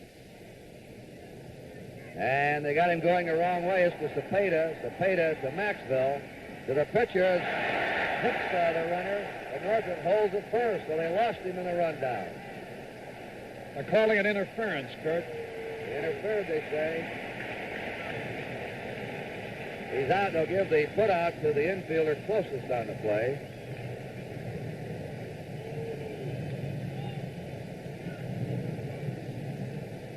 Here's the slow-motion replay on it. Just Carlton has him picked off. There's Cepeda giving it to Maxwell. Running him back the other way. The pitcher, Carlton, now will be on the receiving end. But the toss by Maxwell, you see his arms being raised, and that's why the interference was called by first base umpire Tom Gorman. 2 down, nobody on. Work. Just a little pop in foul ground that Cepeda's waiting for, and the Tigers are out. No runs. 1 hit, no errors, nobody left. In the 5.5. Bob Gibson looking on. The Tigers 13. This was Canada, 1867. The Bank of Commerce began that year. Canada grew, and Canadian Imperial Bank of Commerce kept pace. A reliable, progressive bank. Its thoughts are still on the future. Already, space-age computers serve some branches to give customers fast electronic service. Eventually, they will link all Commerce branches coast to coast.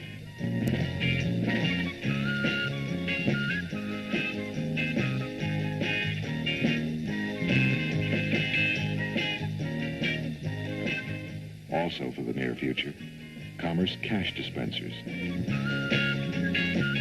Conveniently located so that you can get instant cash day or night. Bank of Commerce, Bank of Commerce, Bank of Commerce, Bank of Commerce. One of the world's great banks. You know, Kurt, that shot of Bob Gibson in deep meditation. There he is again in that dugout. Naturally, his thoughts already are on tomorrow. He's had a long season, a great season, but he too is just mortal flesh.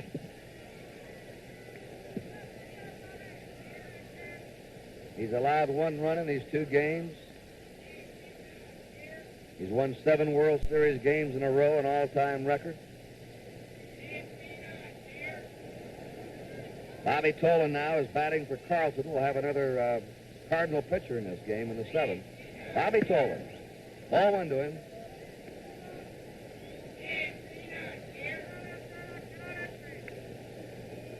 Lou Brock on deck, and then Curt Flood. Denny McLain pitched the 3-hit shutout so far. Foul back. 1-1.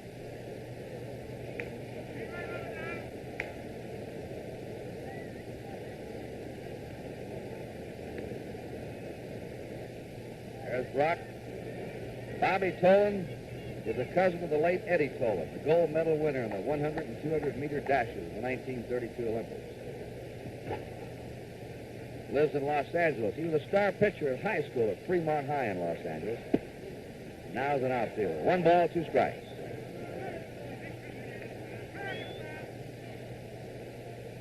McLain, who had control problems in the first game, and the second game just didn't have any stuff. This game has been sharp, getting that ball over. Foul back, pouring that fastball in, using his slow curve as his off-speed pitch. This looks like the McLain that won 31 games.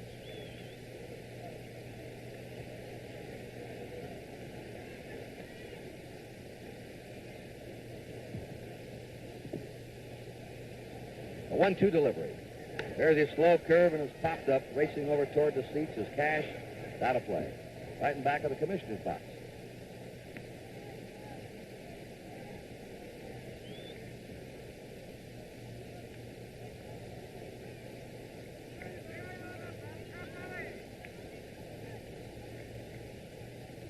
Peta had a single in the 2nd. Ricketts a pinch hit single in the 3rd. Maris a bat hop single in the 4th. That's been it so far for St. Louis, and he struck him out. 1 away. 3 strikeouts for McLain. He got a strikeout in the 4th, a strikeout in the 5th, now a strikeout in the 6th. Lou Brock. There's Mickey Lowey. Who tomorrow, unless the Cardinals rally, will be pitching with 2 days rest. And he kept the Tigers in this series. That big 5th game in Detroit. After giving up 3 runs in that first inning, he shut them out the rest of the way.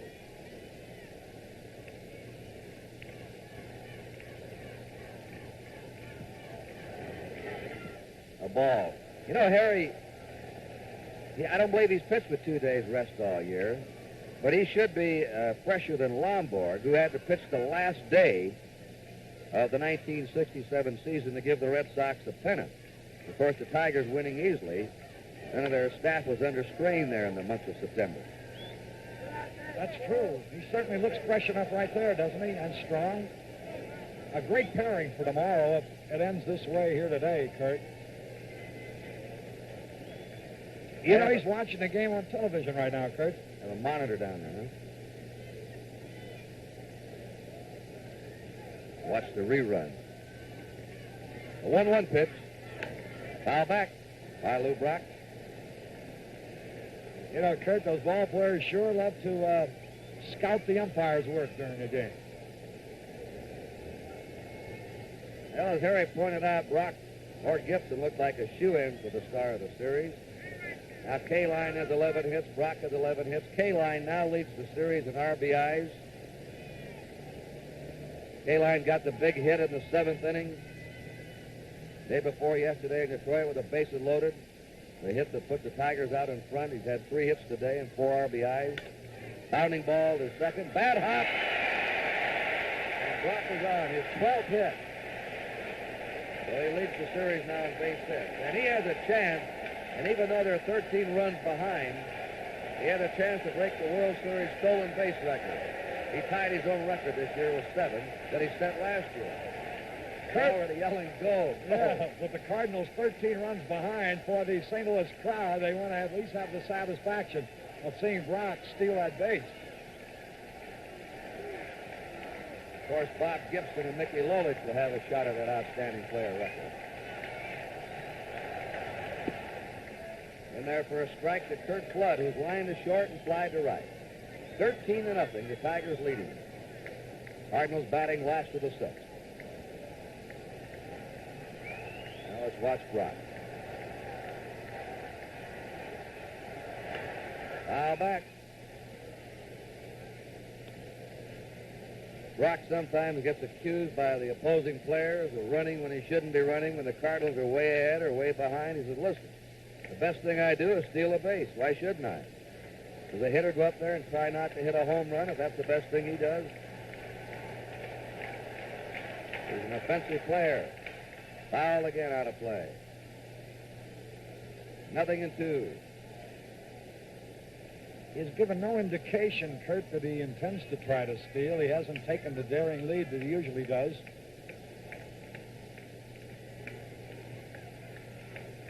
One out, Lou Brock at first.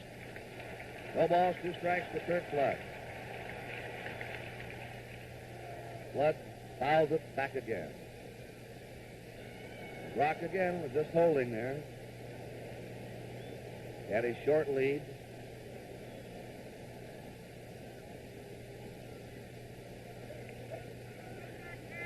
The trio is Cash, Brock in the middle, and first base umpire Tom Gorman.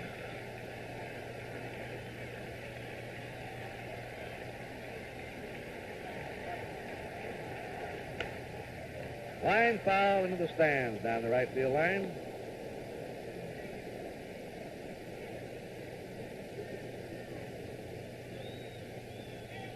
The all-time series record for most base hits is 13, held by Bobby Richardson. Rock has 12 and K-Line has 11.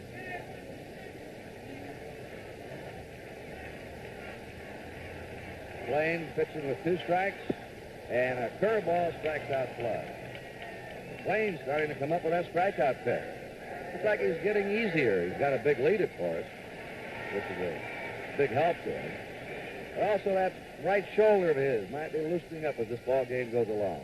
Roger Maris has grounded out and had a bad hop single. All the bad hops in this series have been hit out toward the second baseman.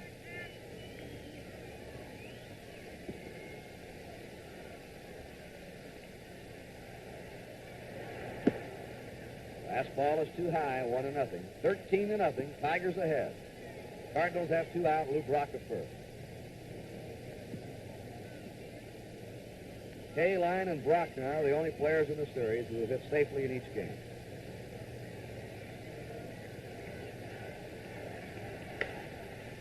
High fly in the shallow right. McAuliffe is out for it. The Tiger second baseman puts it away to retire the side, and McLean has shut him out for 6. No runs, 1 hit, no errors, 1 left. At the end of 6, the score. The Tigers 13 and the Cardinals nothing. Fantastic. Well, Dutch fever, please, not now. See this test tube. Son, tiny mistake, and the whole place goes up like gangbusters. Oh, don't show me the Dutch coronet. Dodge Coronet 500 for 1969. To start it moving, just step down and stand back. 318 cubes do the rest. New excitement in a feverish new shape. No Dutch fever now. In here, a beautiful new world of color and comfort, including wood grain paneling and a fold-up armrest if you like. Fun, look at that car now, buddy, and it's goodbye, Charlie, right there. Oh, is that what I think it is? Dodge Coronet 500. The look is new. The price is now. Dodge Fever. More powerful than ever.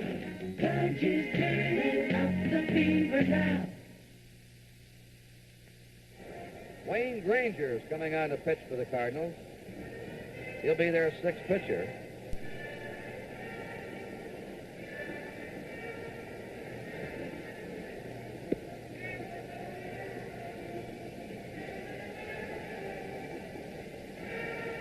They have that monitor down in the Tiger dugout, and Lolich has been fiddling around with it for a couple of innings, having some trouble getting it to work. Now it's working, we understand. And here's a little... They put a message on it. Yeah, we had a message just for Mickey to see down there. It says, I love you, signed Bob Gibson.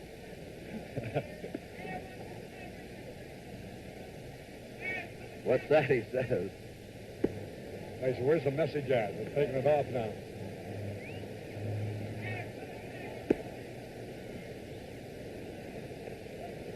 Denny McLean will start it off with the Tigers in the seventh. If you joined us late, the Tigers scored 2 in the second, 10 runs in the third, tying an all-time World Series record. 15 men going to the plate.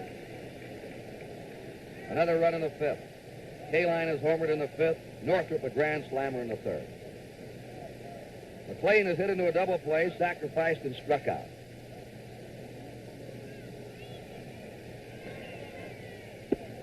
Strike to McLean. Wayne Granger, his first series game, he won 4, lost 2 during the season, an earned run average of 2.25. He's 24.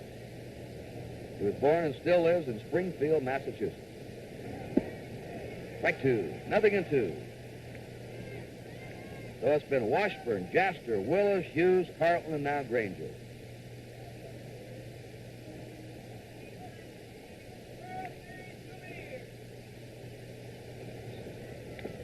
Fouls it back.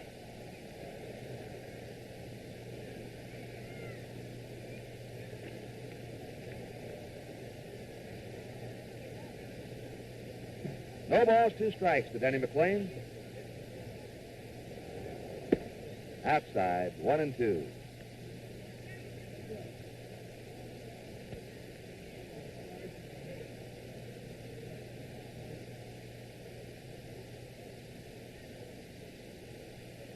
One-two pitch. Strikes out on a curve. 1 down.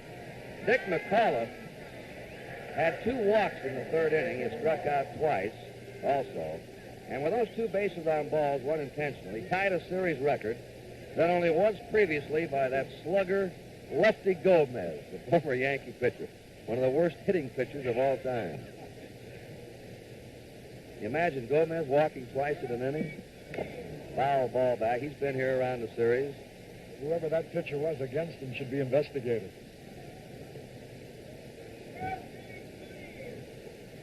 Tigers are leading 13-0 in the seventh. 1 away, bases empty. We're right now at the top of the Tiger batting order. What an entertaining man, that Gomez, Kurt.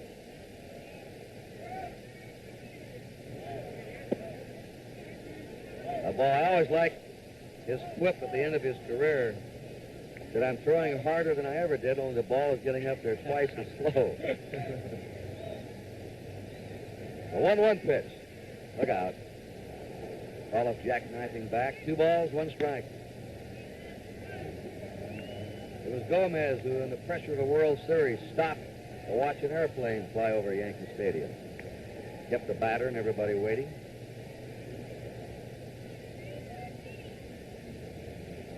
The 2-1 pitch. 3-1.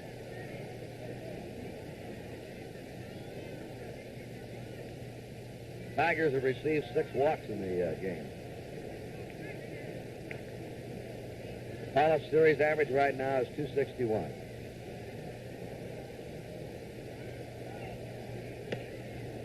Oh, he's on. That's his 3rd walk in the game, the 7th for the Tigers. Mickey Stanley will be moving in. He's fly to right single, wrapped into a force play and grounded out.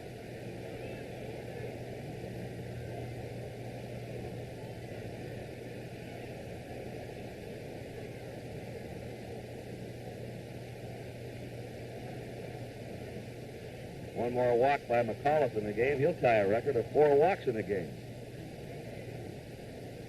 1 away, runner on first. A ball.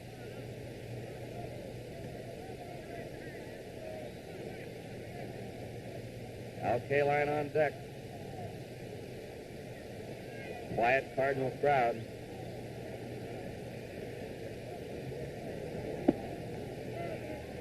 One and one, much like that Tiger crowd last Sunday when the Cardinals won 10-1. Yeah, you can't get too excited when your home team's 13 runs behind, Kurt.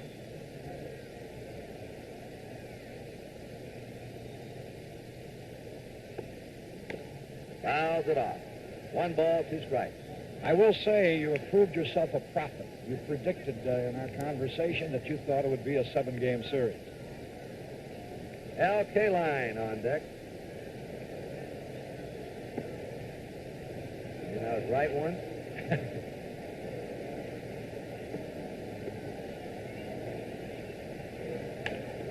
There's a ground ball to short. Maxwell plays it to Javier. His quick relay to first. They've got a double play. the Tigers are out in the seventh. No runs, no hits, there were no errors, nobody left. At the end of 6 1/2, it's the Tigers 13, the Cardinals nothing. Wherever you are, whatever you're doing, feel confident. Stay dry with new Right Guard Antiperspirant, a completely new product from Right Guard. Right Guard Antiperspirant is a new defense against perspiration. It contains a tested agent that checks perspiration wetness. Feel confident. Stay dry. Get new Right Guard Antiperspirant in the silver can. 10 more blades to go. 5 blades to go. 3. Just 3 blades to go.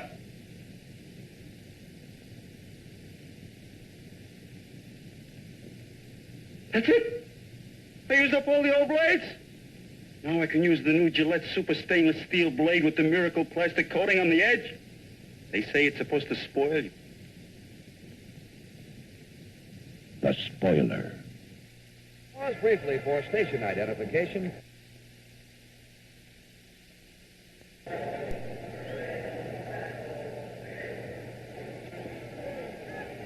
Kurt Gowdy, Harry Carey, Tony Kubek. Light rain starting to fall in St. Louis. And Orlando Cepeda will start it off for the Cardinals. He'll be followed by Tim McCarver and Mike Shannon. Denny McClain pitching a shutout. A high fly again to K-Line. And there's one out. Let's see. 1, 2, 3, 4, 5, 6, 7 putouts for K-Line in right field. Let's take a look at a record for putouts by a right fielder in a World Series game. It proves that McLean has his stuff, which is obvious anyhow.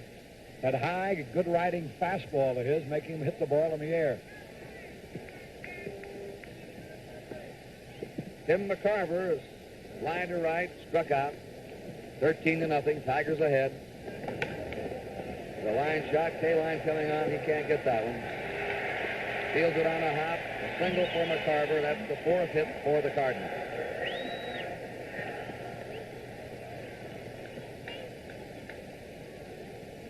Yes, K-Line has tied a record. 7 putouts by a right fielder. John Murray of the Giants in 1912. Miller of the A's in 30. Ray Blades, the Cardinals in 1930. Oliva, the Twins in 1965. No balls, 1 strike.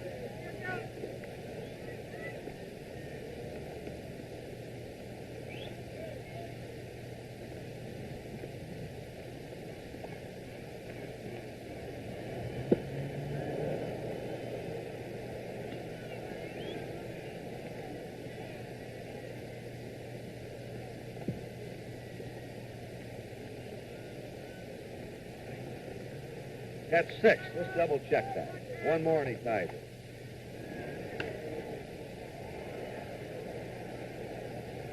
No balls, 2 strikes.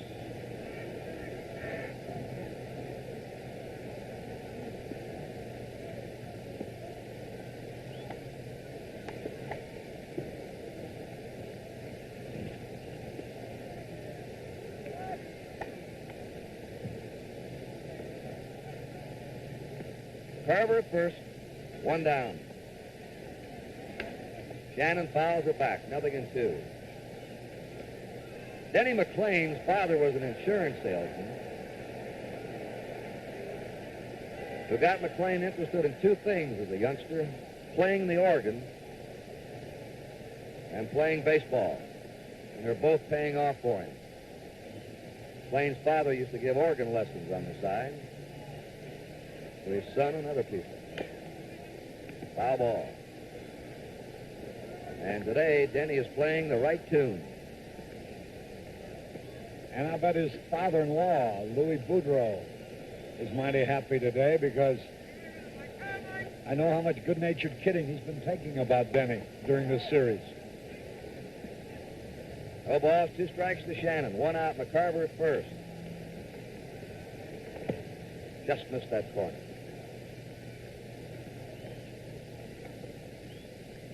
Umbrellas are up, light rain falling. We had rain off and on all morning. The game was delayed about 10 minutes in starting.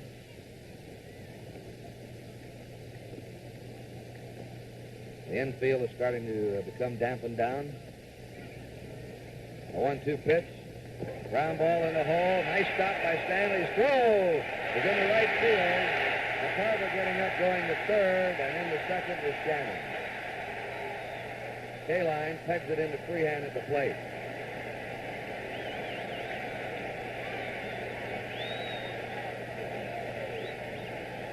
Well, this is the first time the Cardinals have had a man at third. It's an infield hit for Shannon. An error on Stanley, who's thrown to second. I think that's only the second error by Stanley in the series, and each time it's been after he's made a fine play to his right. And both have been sort of tick-tacky errors. This time the throw is just a little bit off at second base, where he had no chance to get the runner anyhow. Javier, slide to right, line to third. Runners on second and third for St. Louis, 1 out. 13-0, Tigers. Gets down to work, holds the runner, fires for first, he's got him. Runners stay, 2 away. Javier and Kurt Flood had also hit safely in each game, but they've been blank so far today. Dal Maxville has flied out twice. Catcher John Edwards has come out on the on-deck circle to bat for the pitcher if he gets a chance. Fastball is low, 1-0.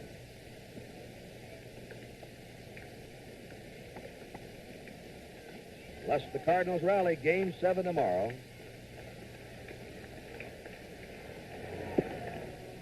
A ball, 2-0. We'll be on at 1:30 with World Series report. That's Eastern Time. It's Lolich against Gibson tomorrow. Things go the way they are right now. There's a fly ball to Kaline. This will tie the record. There's his 7th fly. No runs, 2 hits. There was 1 error and 2 left. At the end of 7, Tigers 13, Cardinals nothing.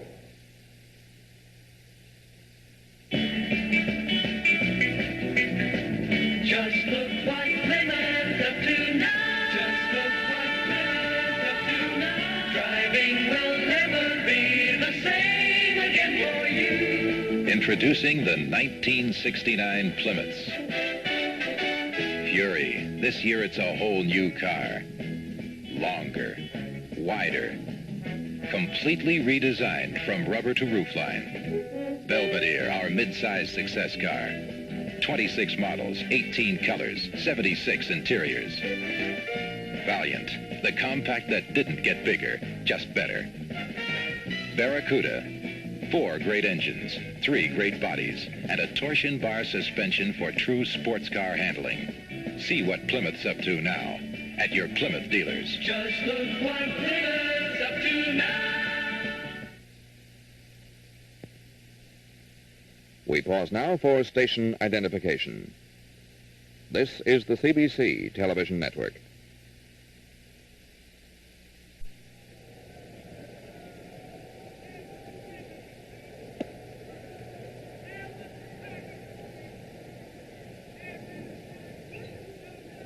Al Kaline leading off in the 8th inning. Struck out in the first, single in the third to knock in a run, single also in the third to drive in another run, and hit a 2-out home run to left field in the 5th. He's knocked in 4 runs in this game. And his average right now, 440 in the series. Wayne Granger pitching for the Cardinals. Kaline, Cash, and Horton. He's hit. And he's hit on the left elbow. Tiger trainer, manager Mayo Smith coming out. Here's a fellow that's always had hard luck with injuries. Every year something's happened to him. He had a fractured bone. He's trying to rub that pain out. That hurts when you get hit on that crazy bone. With this big lead, Tigers right on the bone. May not want that elbow to stiffen up. Well, they're going to leave him in. He's all right. So he's been on base now 4 times in a row.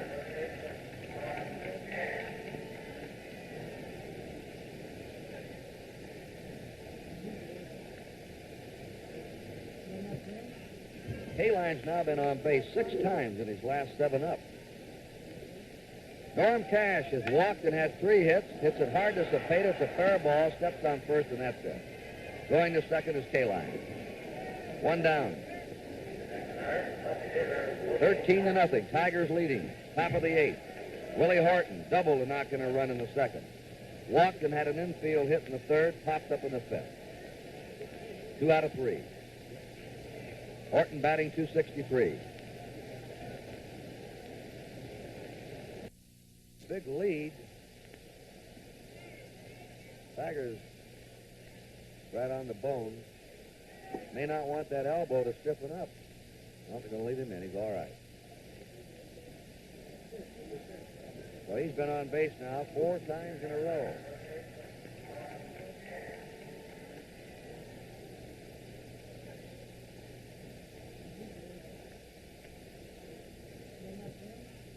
Kaline's now been on base 6 times in his last 7 up.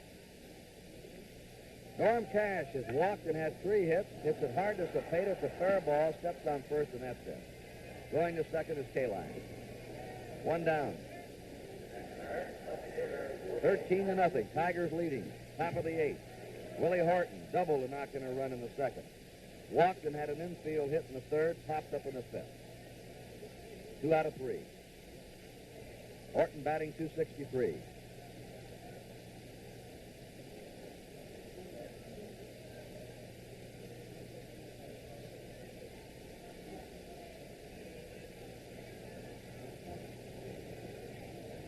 And Willie Horton's hit by a pitch ball. Runners on first and second. 3 Tigers have been hit today by pitch balls.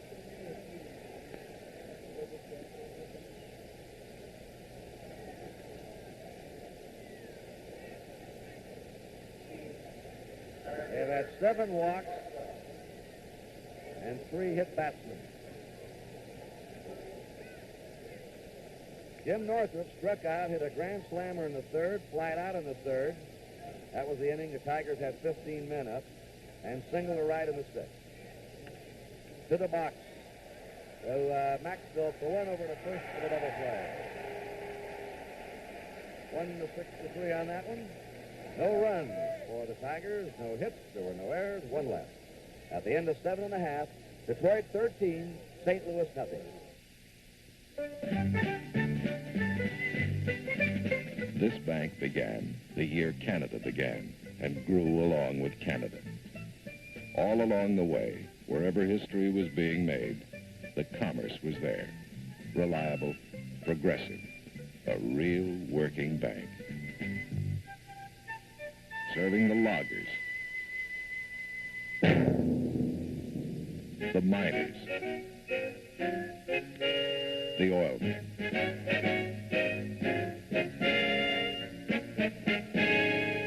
For example, the Commerce Oil Map in Calgary maintains an up-to-the-minute picture of who's drilling where, what's good, what's promising.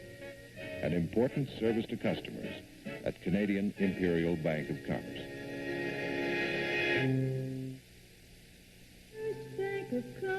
One of the world's great banks.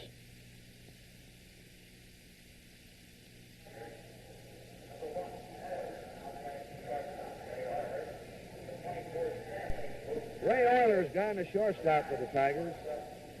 Mickey Stanley to center field. Jim Northrup to left field. This is a defensive change they've been using in the late innings when they've been ahead. And Willie Horton leaves the lineup. Johnny Edwards is now batting for Wayne Granger.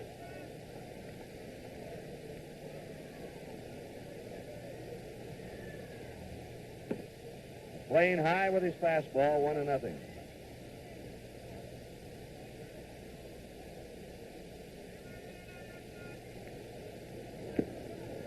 One and one.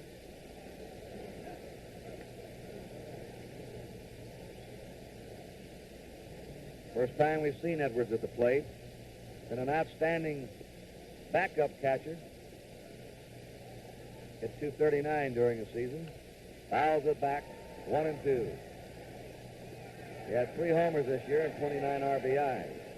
The Cardinals bench, one of the big reasons why they've run away with the National League pennant the last 2 years. They're deep in that bench.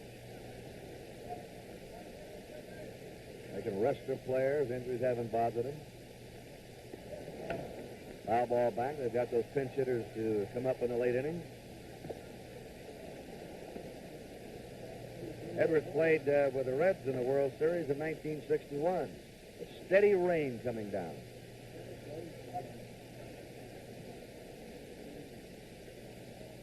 A 1-2 pitch. Struck him out. Well, McLean sailing along here with a 6-hit shutout. Lou Brock has bounced with the pitcher flying out and single. 1 out of 3. World Series average of 500. He came into this game with a lifetime World Series average of 400, which is the highest ever compiled by a player. If he gets another hit in the series, he'll tie an all-time record. It's really raining now. There's a foul over toward the Tiger dugout going out of play.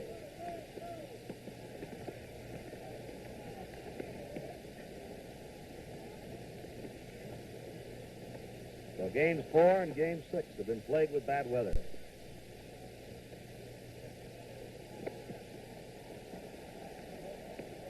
Oh, it's really raining, and the umpires now have ordered the tarp put on the infield. Many of the fans are heading back under cover. The weather's not the factor here for the Tigers as it was when they were trailing in those early innings in Detroit and it was raining. For that 13-run lead, they've got a different attitude on it. These teams will be even 2 in winning games and bad weather. The Cardinals had the big lead, as you've indicated, over there in Detroit, and now it's the Tigers with a big lead here in the 8th inning. And it's all going to boil down. Incidentally, Kurt, do you realize that since the Cardinals got 3 runs in the first inning Monday, they haven't scored? So with a break in the action here, the score remains Detroit 13, St. Louis nothing. A truck is a truck. Right. Wrong. 69 Dodge and Fargo trucks are sport trucks. Here, take a look. New cushion beam suspension. Chrysler took the elastic off the bankroll to completely re-engineer the suspension and steering on Dodge and Fargo pickup trucks. A sway bar was added, springs redesigned, liners added, and a lot more to make 69 Dodge and Fargo trucks the sweetest handling pickups on the road under any load, bar none. Bumps flatten, potholes smooth out, rides like a limousine. And that's not all. Handsome new long line styling and comfortable luxury interiors prove you don't have to be ugly to be tough. Dodge and Fargo with cushion beam suspension. Sport Truck 69. See your Chrysler dealer for Sport Truck 69.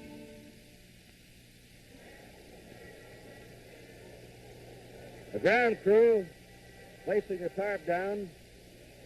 The steady rain coming down. We had an historic 3rd inning here. Some of you might have come in late. We'll recap it. An inning that tied a World Series record of 10 runs and tied a record of having the most men go to bat, 15. McCullough started that inning with a walk. Washburn was pitching. Stanley singled. K-Line singled in McCullough. And that was all for Washburn. Jasper came in. Cash singled. Then Horton walked. Then Northrop hit a grand slam home run. Gaster left, in came Willis. Freehan walked. Wirt was hit by a pitch ball. McLean sacrificed him along. Then McCullough came up again and walked for his 2nd time in the inning. Stanley hit into a force play. K-Line's 2nd hit of the inning. A single brought in a run. Cash single to knock in a run. Horton had an infield hit. And Northrop flied out. 10 runs, 15 men to the plate. The Tigers had 2 runs in the 2nd. K-Line hit a home run in the 5th inning, and that's the way it is now. 13-0, Harry. And it looks again like a seventh game here in St. Louis tomorrow, Kurt, with Bob Gibson and Mickey Lolich. Lolich has beaten the Cardinals twice, held them to 1 run his first appearance against them. And, of course, Bob Gibson's allowed only 1 run in the 2 games he has pitched. It's drawing it kind of fine. Anything can happen in one ball game. Of course, Gibson has the great record in World Series for 7th game victories. Lolich has proven that he can pitch a low-run game against the Cardinals. Anything can happen tomorrow. And tomorrow, Earl Wilson, according to the Tigers, will be ready. He's had a pulled leg muscle. They've taped that up. And also Joe Sparma. They'll have everybody ready in that bullpen. And, of course, the Cardinals will, too. The importance of that 5th game Monday afternoon now is particularly magnified, Kurt.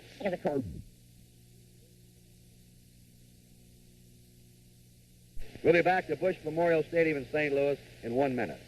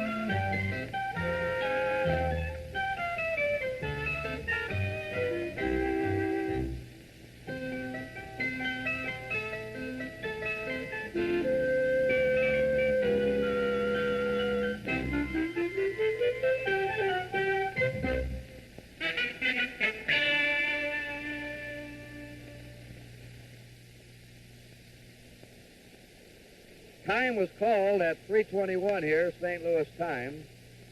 We've had about a 26-minute delay now in this game. The Tigers are ahead 13-0. The Cardinals are batting in the last of the 8th inning with 1 out, nobody on, and the count, no balls, 1 strike to Lou Brock. Denny McLain pitching a shutout so far, coming back after failing twice in the series. Revealed that he'd been pitching with a sore shoulder during the month of September. He had had 5 or 6 X-ray treatments for that shoulder to try and keep it under control. Actually, Dr. Russell Wright, the team physician of the Tigers, explains it. A stretched tendon. McLain had been a real workhorse this year. He'd pitched over 300 innings, pitched tough. He'd won 31 games, and, of course, taking his regular turn with 3 days rest. The stretched tendon, which had become inflamed, had no chance to get rested and heal on its own. And they didn't want to give him a cortisone shot unless they had to. But after he had pitched in his second time out in the series, when he was so ineffective, they finally decided to do something about it. And the shot they injected in his shoulder yesterday in Detroit seemed to have worked wonders. He looked like the 31-game winner McLain today. Started a little bit slowly, but picked up, started striking out men. He's been sharp with his control. Although, as Bob Gibson has pointed out, and also McLain himself would point out, when you've got some runs to work on, you don't have to be so fine in those corners. You don't have to be so careful of those hitters, and you can pitch a little freer and easier out there. So he'll have a delay of, 30, 40 minutes if we started to play again, but it's raining very steadily here now. And they just can't take this tarp off right now because if this series goes to 7 games tomorrow, they want this field in some kind of condition. And remembering, it rained most of the morning here today. The weatherman has said tomorrow will be a clear day and a good day in St. Louis. So right now, with a 13-run lead, it's Game 7 tomorrow. Mickey Lolich been announced as the starting pitcher for the Tigers. This is all, of course, unless the Cardinals, and we get back to action here, put on the miracle rally of all time in the World Series. But it'll be Lolich tomorrow against Bob Gibson. Once again, Gibson is being counted on to win the big 7th game for the Cardinals, as he did against the Yankees in '64, as he did against the Red Sox last year. And it's amazing how this series has paralleled last year's series, where the Cardinals had a 3-game-to-1 lead, where they were stopped twice by one pitcher, Jim Lomborg, who alone had kept the Red Sox in the series. Lolich has done. He's been the one pitcher to stop the Cardinals and keep the Tigers in the series, winning the 5th game, as Lomborg won the 5th game last year. And then the two matched up for the 7th game, with Lolich pitching with the exact days of rest. Lomborg had only 2 days rest last year, although Lomborg was tireder going into the series than Lolich was, because Lomborg was in a hectic pennant race of 4 teams going right down to the final weekend. Well, with a score 13-0, Tigers ahead. It's still raining. Let's go down to Tony Kubek. Thank you, Kurt. Down in the Tiger dugout, you can see it's pretty well vacant. A few players, a few coaches, a few police officers. Still raining pretty hard down here. Thus far, this ball game has been all the Tigers, as you can well see. 13-0, the big 10-run 3rd inning. They showed what they've been doing all year long, and that is hitting the ball out of the ballpark, putting together rallies, hitting for power. On the other hand, they've also showed why McLean won 31 ball games. He has had better stuff today than he did his previous 2 starts, and apparently the shot in the shoulder, the hypodermic needle that Kurt Gowdy talked to you about, did some good. We're just hoping that nothing will be of a permanent nature as far as damage to that shoulder. Manager Mayo Smith told us before the ballgame he would not have pitched Denny McLean if he thought there was any chance of injuring his pitching shoulder. So it looks like it'll be the 7th game tomorrow. We can't mention it enough. The confrontation which has been built up between McLean and Gibson have not come off in this World Series as they were expected to. Gibson has been overpowering. Tomorrow in the 7th game, we'll of course see another confrontation, another great ball game. Mickey Lolich, the left-hander, who already has 2 victories, versus Bob Gibson, also a 2-game winner. Gibson, we can expect once again an overpowering pitcher. Mickey Lolich, as he told us just a moment ago, will be tired, but a sinker ball pitcher in the style of Mickey Lolich could be more effective. We remember last year, Jim Lomborg, going into that 2nd game, had just 2 days rest also. Lomborg was not sharp. His ball was not moving like it could. He was just tired out from the rugged season. Lolich, of course, could be more effective with being a little bit tired. That's the way it stands right down here now, and let's go on back upstairs. One pitch in this game that we recall when Al Kaline was hit on the left elbow. We wonder how severe that blow was to Kaline, whether his arm would stiffen up on him and whether it would hurt his batting stroke for tomorrow, because he's really come on here. He now has 11 hits. Today he's had 3 hits. He's knocked in 4 runs in this game. He now leads this World Series in runs batted in. He, with 11 hits, Lou Brock has 12. And Brock, of course, has a chance to tie a record the next time he gets a hit. Bobby Richardson holds the series record with 13 hits in a game. And Brock, with tomorrow, could even break it. Of course, he could still break his own stolen base record of 7 stolen bases in a series. So Kaline and Brock now really running for that top player of the series, along with Bob Gibson, who could win his 3rd tomorrow, and Mickey Lolich, who has a chance to win his 3rd. We'll let you do the picking after it's all over tomorrow of who's going to be the outstanding player. 13-0 is the score. The rain is coming down. Let's take a look at some of the action of Game 5, the most exciting game of this series. Here's Lou Brock leading off that game. And he drives a double into the left field corner. As usual, Brock getting the Cardinals off to a quick jump. There's Brock on second. There he is breaking for 3rd, and Curt Flood dumps a single into right field. This scores Brock. And the Cardinals lead 1-0 in the 1st inning, and the Tiger fans are unhappy. And then Cepeda slams a home run into the left field seats, and it's the Cardinals 3 and the Tigers 0 in the 1st inning of Game 5. And it looked like the Cardinals were going to romp again.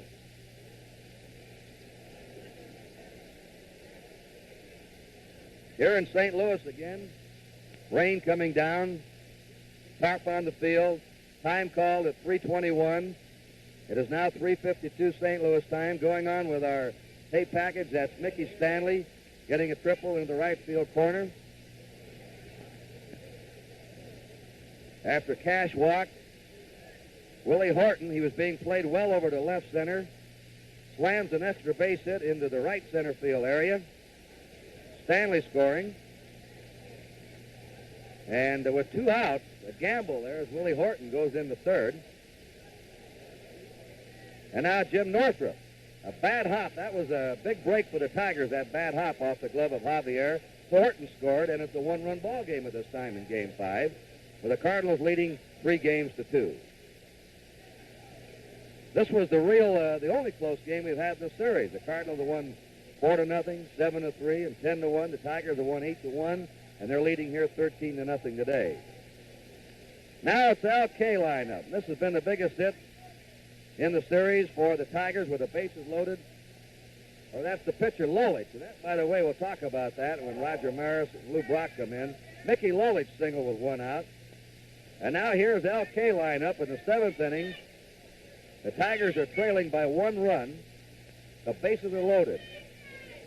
Kaline, who's been hitting quite a bit to center and to right center in this series, loops it out into right center. That scores 2 runs for the Tigers. Lolich in the score.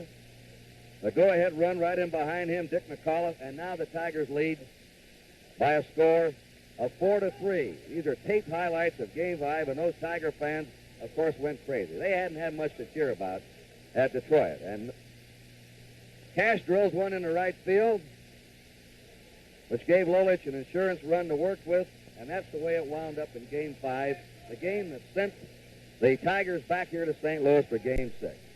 Roger Maris, who is retiring at the end of this World Series, the all-time home run hitter in one season baseball, who came over here to St. Louis and found a real home for himself, led last year's series in RBIs, and winds up an illustrious career.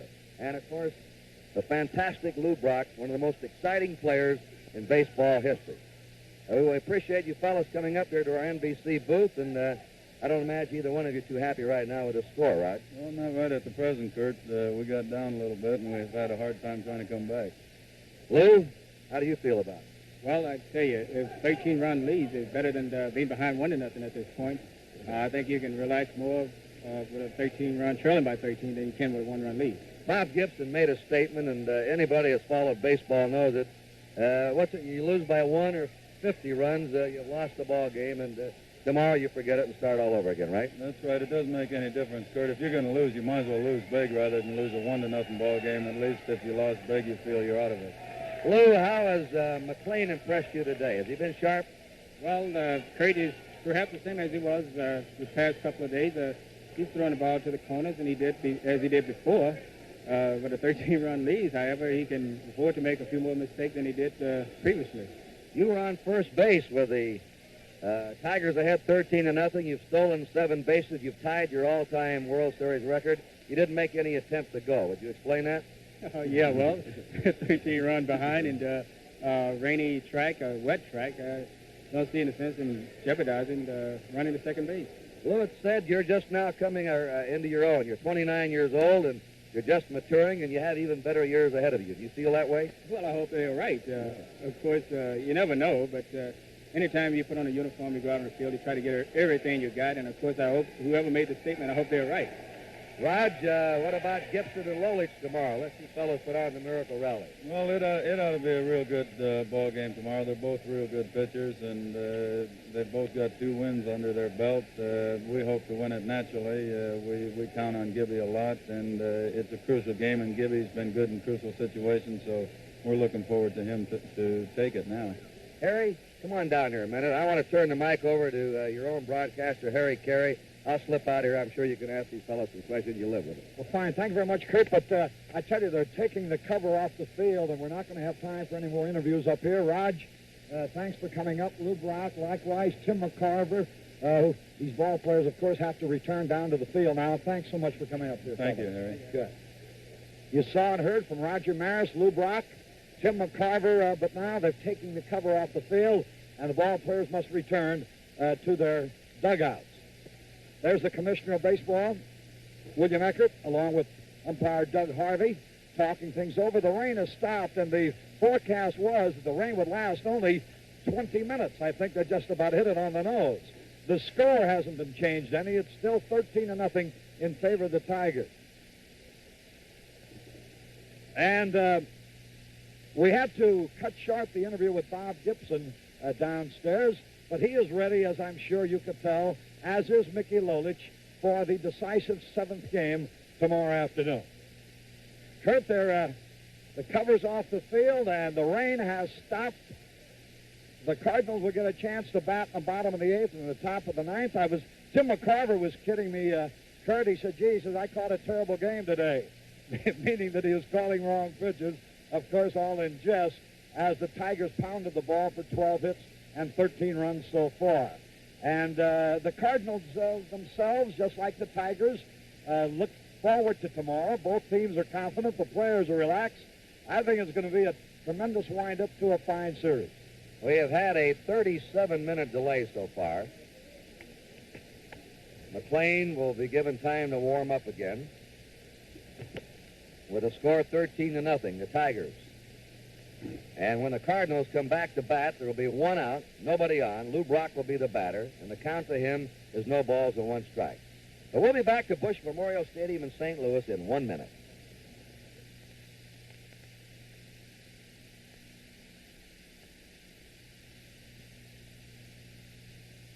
Wherever you are, whatever you're doing, feel confident. Stay dry with new Right Guard Antiperspirant, a completely new product from Right Guard. Right Guard Antiperspirant is a new defense against perspiration. It contains a tested agent that checks perspiration wetness. Feel confident. Stay dry. Get new Right Guard Antiperspirant in the silver can. Take razor in right hand. Right hand. Now press button A. You'd think to change your old Techmatic razor into our new adjustable Techmatic might be a big deal. But all you do is take out your old cartridge and put in our new one. It not only has all the advantages of the old Techmatic, but it now adjusts for a closer shave. You also get one other little...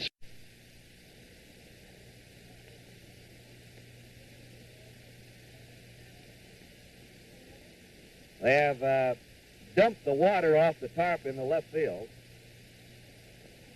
Being pulled back now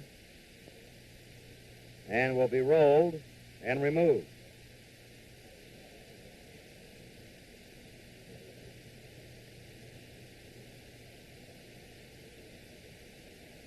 And, of course, we've had two big stories in this game. McLean coming back.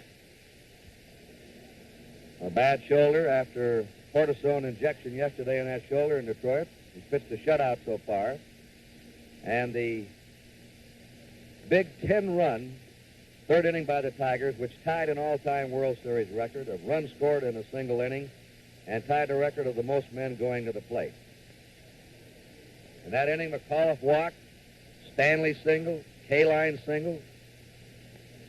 K-line single brought in a run. Cash single to drive in a run. Horton walked. Then Jim Northrup hit a grand slam homer. Freehan walked. Wirt was hit by a pitch ball. McLean had a sacrifice. McAuliffe walked again. Stanley grounded into a force play. K-line had his second hit and second RBI of the inning. Cash had his second hit of the inning, a single. Willie Horton, an infield hit, and Northrup ended the big inning by flying to left field.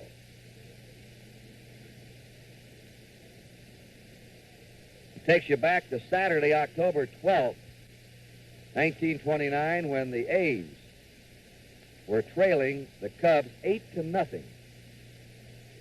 And the A's came up with 10 runs. You remember that great A's team of Connie Mack, one of the finest Major League Baseball teams of all time. They had Bishop at second, Haas in center, Cochran the catcher, Simmons in left field, Cochran a Hall of Famer, Simmons a Hall of Famer, Jimmy Fox at first, Bing Miller in right, Jimmy Dykes at third, Boley at short. That was the lineup that day that scored the 10 runs.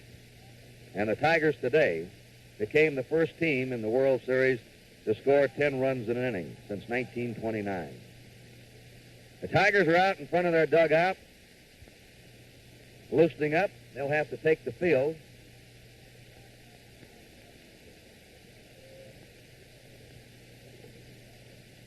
And McLean will have to warm up again. Here's the most controversial play of the series, Harry. Game 5. See if that plate is blocked off as Brock tries to score.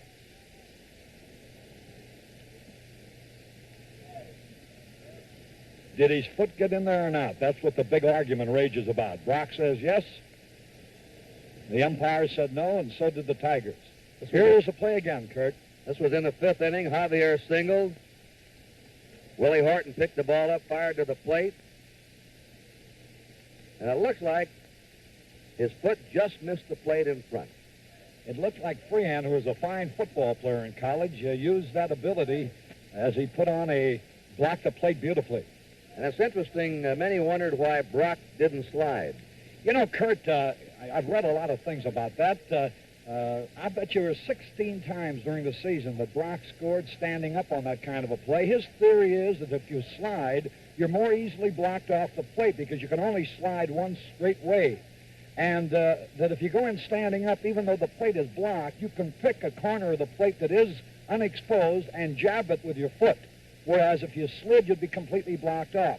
That's his theory, and he has made it stand up all year long, so you can certainly not fault him during the World Series. A play in which he himself still claims that his toe touched the plate before Freehan was able to knock him away. A great base runner. It was amazing that the play was that close when the ball was hit. It looked like the run would be able to score easily, but Horton, as you recall, watching the replay, fielding the ball, fielded it on the run, and I don't think he's gotten as much credit on the play, perhaps, Kurt, as he should have, because he charged the ball and made a perfect throw. There's McLean now starting to warm up. We'll see how this delay has affected him, remembering that he's been ailing with a bad shoulder, which hasn't looked too bad today. No, I should say not. The Cardinals talking to them while we're downstairs, all admit that he threw much better today, and of course, the fact that he has had a big lead all the way hasn't hurt at all. Doesn't hurt any pitcher to be out in front with a lot of runs. In fact, runs, of course, are a pitcher's best friend. And but there's no doubt that he threw much more freely today than he had previously in the series. So apparently his arm had bothered him before and did not today. And he's out there warming up with this delay now of 45 minutes in the 6th game of the World Series. The Tigers ahead 13-0. They've had 12 hits and 1 error. The Cardinals have had no runs, 6 hits and 1 error. The Cardinals have really had only 1 threat.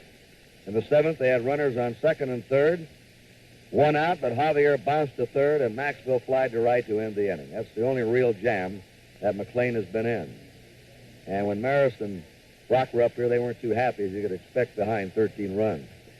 But they still had their sense of humor. McCarver was saying, well, we got to get this inning in. We got to get this inning in. He says Sunday they delayed it for an hour and a half or so. He says we might score 15 runs in the 8th inning. You know, the sense of humor of these ball players is really a refreshing thing, Kurt. Even when the score is against them, and sometimes even usually when it's against them, they come up with some of their wittiest remarks. And there's no pressure at all in either dugout, I'll tell you that. And the game tomorrow should be a dandy with Bob Gibson, who's ready for the assignment, faces Mickey Lolich, who's also ready for the assignment. Well, even when the Tigers seemed to be done after they were trailing 3-1, they were still loose. They still appeared confident. And now, if McLean holds the 13-run lead with 1 out, nobody on in the 8th inning, it's down to 1 game tomorrow. Lolich, the left-hander, pitching with 2 days rest against Bob Gibson, who will be pitching with 3 days rest. Kurt, when we talked to Gibson, you notice that I brought up scouting reports. He doesn't believe in them too much. And he was mentioning that he's been pitching the Tiger hitters away, which according to scouting reports is what they like to hit, pitches away from the plate. But of course, when you're as overpowering as he is, you can even pitch to hitter's strength and retire them. Here's a weather report for tomorrow. The weatherman has been very accurate during this series. He called for rain in Detroit Sunday. He was right. He called for a clear, bright day in Detroit Monday. He was right. The weatherman said it would rain here today. Once again, correct. And the St. Louis Weather Bureau says tomorrow, clearing, well, this is for tonight, clearing and cooler tonight. Low tonight about 45 degrees. Tomorrow, fair to partly cloudy, continued cool. The high will be around 60. But it'll be No rain tomorrow. It would appear to be starting its clearing right now, Kurt. At any rate, the rain has completely stopped, and no more is expected the rest of the day, so the final inning and a half or so of this ball game will be played, and there go the Tigers onto the field now. And when McLean says he's ready to go, the game will begin. We'll be back to Bush Memorial Stadium in St. Louis in 1 minute.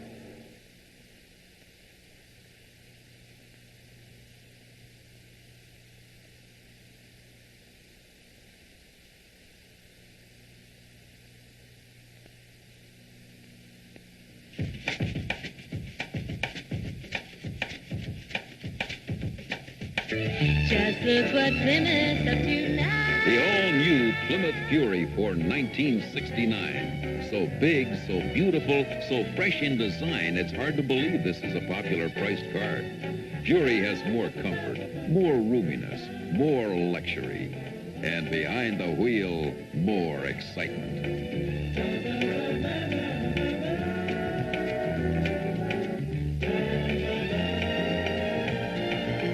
Just look what Plymouth's up to now. The 1969 Plymouth Valiant, built to Chrysler standards of 6-passenger roominess and comfort.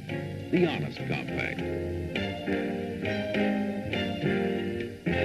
Fury, Valiant, Barracuda, and Belvedere at your Plymouth dealers. Count of 1 strike.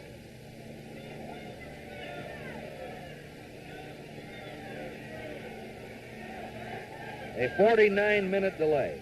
49 minutes. Strike 2. Once again, Brock in this game has bounced to the pitcher, fly to right in singles. Batting .500 in the series.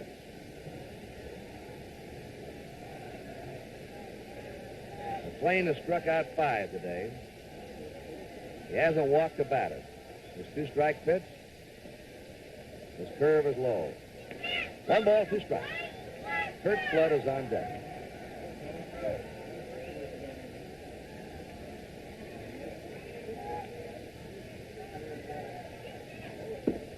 Struck him out on a high fastball. Number 6 for McLean.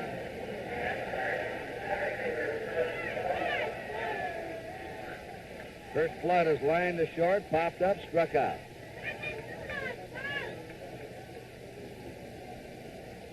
Cardinals have 2 down here in the 8th inning. Nobody on.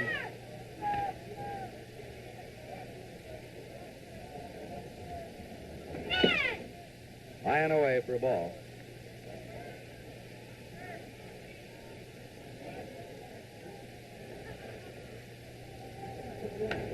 Fouls it back. 1-1 to Flood. Flood batting .261 in this series.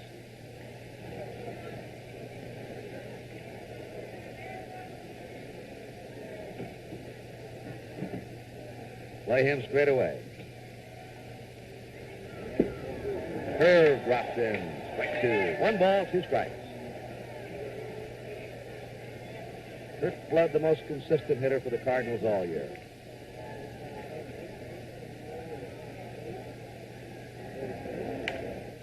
There's a fly ball out to Al Kaline. And that's it. The Cardinals are down 1, 2, 3 in the 8th, and at the end of 8 innings, the score is the Tigers 13, the Cardinals nothing.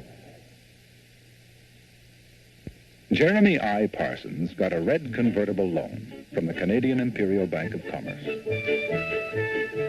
and bought a blue fastback with buckets. You look great in blue, Jerry. On the other hand, Wilfred S. Hughes got a Commerce red convertible loan and bought a beige sedan. After you pick me up at the hairdresser's, you could... Wilfred, watch out for that truck. Wilfred, it says no left turn. Take me down to Mary Jane's. We have to... Well, sure beats walking, eh, Willie? Meanwhile, Miss Charis D. Holmes got a Commerce red convertible loan and bought a pickup truck. How do you like them apples, eh, Charis? Wouldn't you like a Commerce red convertible loan? You might even get a red convertible. Whatever you want, from cars to cameras, boats to broadloom, get it with a bank plan loan from the Canadian Imperial Bank of Commerce. You'll find it easy to arrange. Just talk to the man at the Commerce. Mel Nelson becomes the 7th Cardinal pitcher of this game.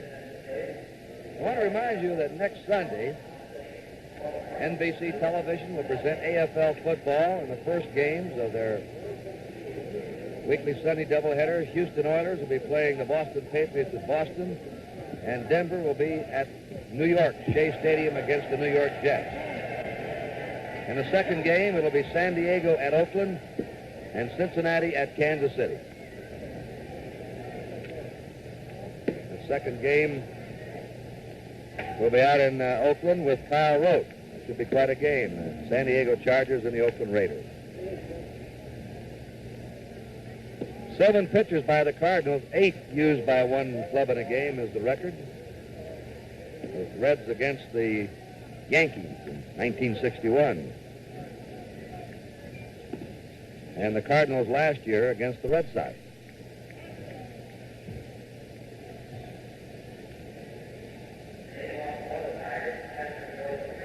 Bill Freehan finally broke through with a base hit in the series. He singled in the second, he walked in the third, he grounded out in the fourth, and he flied out in the sixth. Well, he's had 1 hit at 19 times. 13 runs, 12 hits, 1 error for the Tigers. No runs, 6 hits, 1 error for the Cardinals. Low and inside for a ball. This ballpark's a lot different looking now than it was when the game started.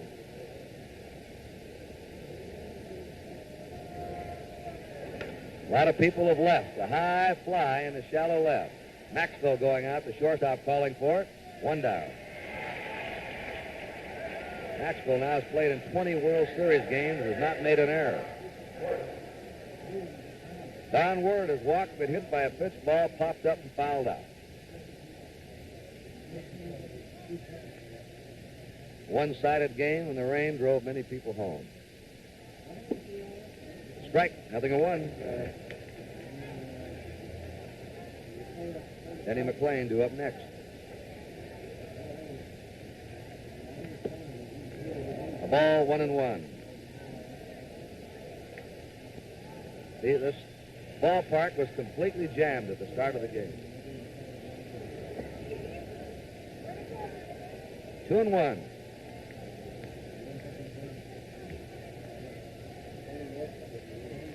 The 9th inning. Tigers have 1 out, nobody on.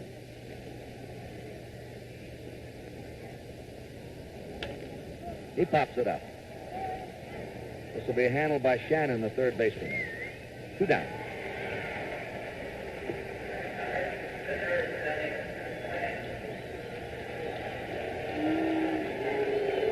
There's the view of the empty seats here now. That was quite a steady rain, Harry. Yes, it was. That might be another record we can refer to. Most empty seats. A ball, 1-1. See, this ballpark was completely jammed at the start of the game. 2-1.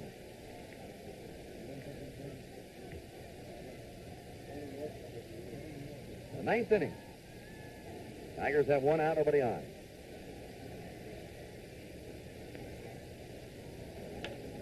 He pops it up. This will be handled by Shannon, the third baseman. 2 down.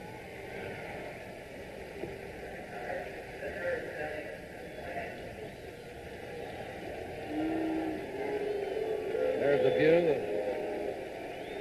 of the empty seats here now. That was quite a steady rain, Harry. Yes, it was. That might be another record we can refer to. Most empty seats. Denny McLain takes a strike. He got a hand from some of the fans. He's hit into a double play, sacrifice, struck out twice. Missed a shutout so far. Fouls it back, 0-2.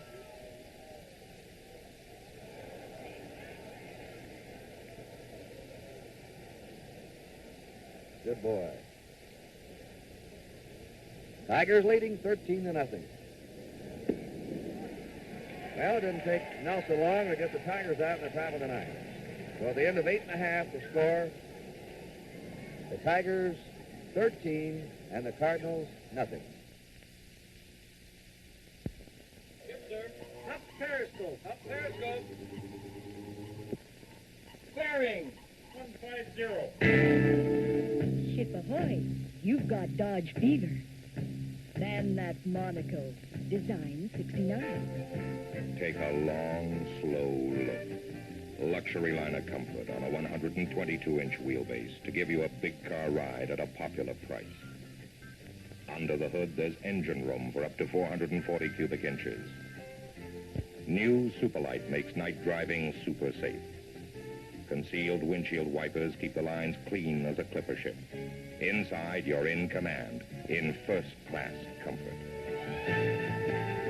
Dodge is turning up the fever now. Get your cure for a new Dodge Fever now.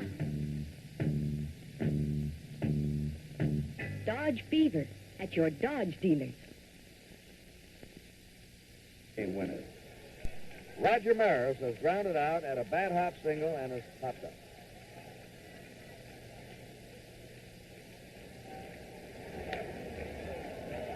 Foul back. The biggest shutout score in World Series history.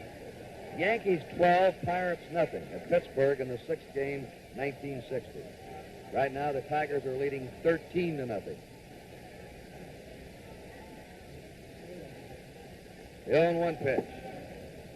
Missing that inside corner, 1-1. Cepeda's on deck and then McCarver. Slow curve, hit out into left center, jumping into a base hit. Maris is on. The seventh hit for the Cardinals, they've all been singles. And Cepeda comes up, he's had one hit and 3 times.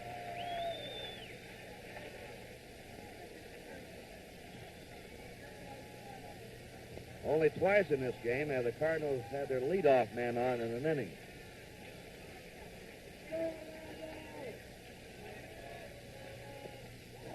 Strike to Cepeda.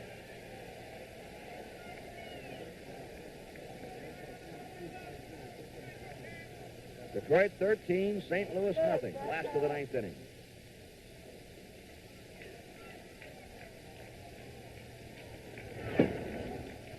One and one.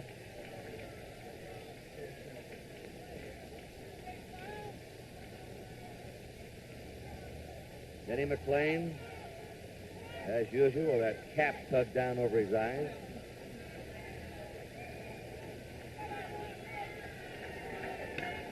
There's a base hit to left.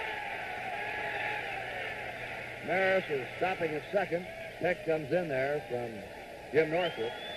Cepeda's on first.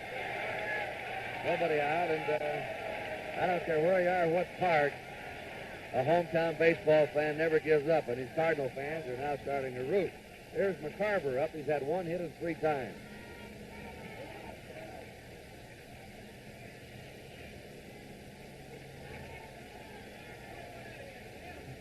A breeze has sprung up now and is blowing from home plate out towards second. We had no breeze when this game started. Ball one.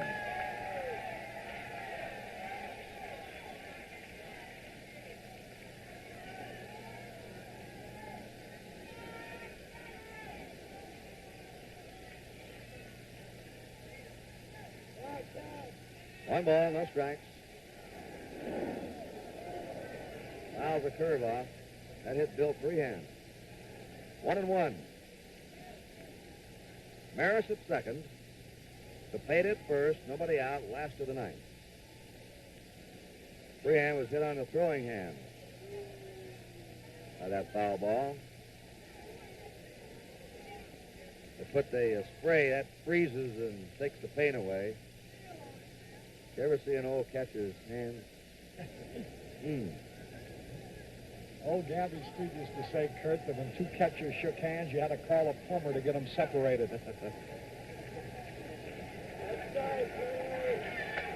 One ball, one strike.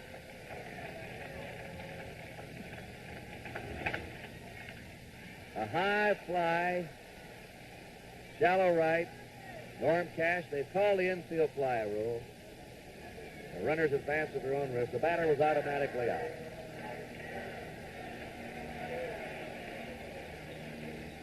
Mike Shannon is hit into a double play, struck out in singles.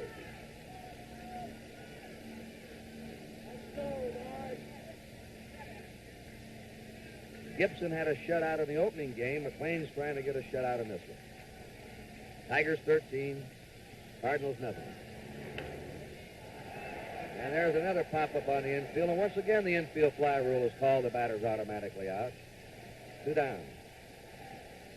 The last Tiger pitcher to pitch a World Series shutout was Bobo Newsom, old Bobo, in 1940 when he beat the Reds 8-0.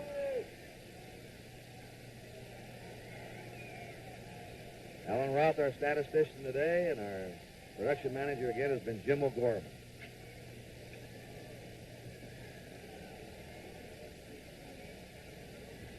Two down, runners on first and second. Julian Javier. A strike. He and Flood had hit safely in every game up until this one. They've been blank. Flood's gone 0 for 4 today. And Javier's 0 for 3. Kaline and Brock have hit safely in every game. Foul back. McLean is 1 strike away now. 0-2 to Javier.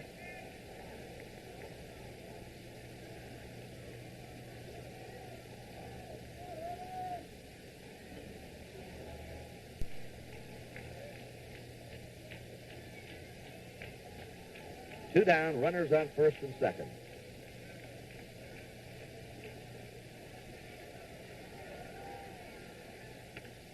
Line drive, and McLean loses his shutout. Coming in to score is Maris. Now 13-1.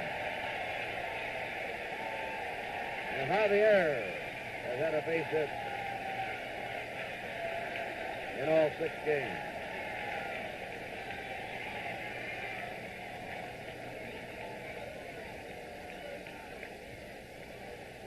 Al Maxwell still looking for that first series hit. Well, the Cardinals have a run on 3 hits in this inning. 13-1 now, the Tigers. A ball to Maxwell.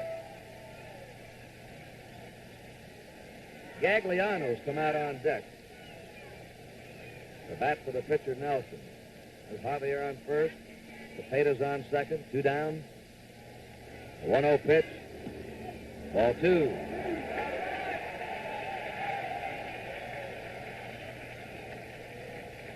Bill Gagliano.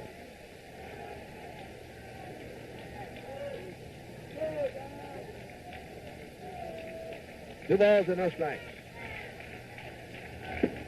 Fires a fastball through for a strike. 2-1.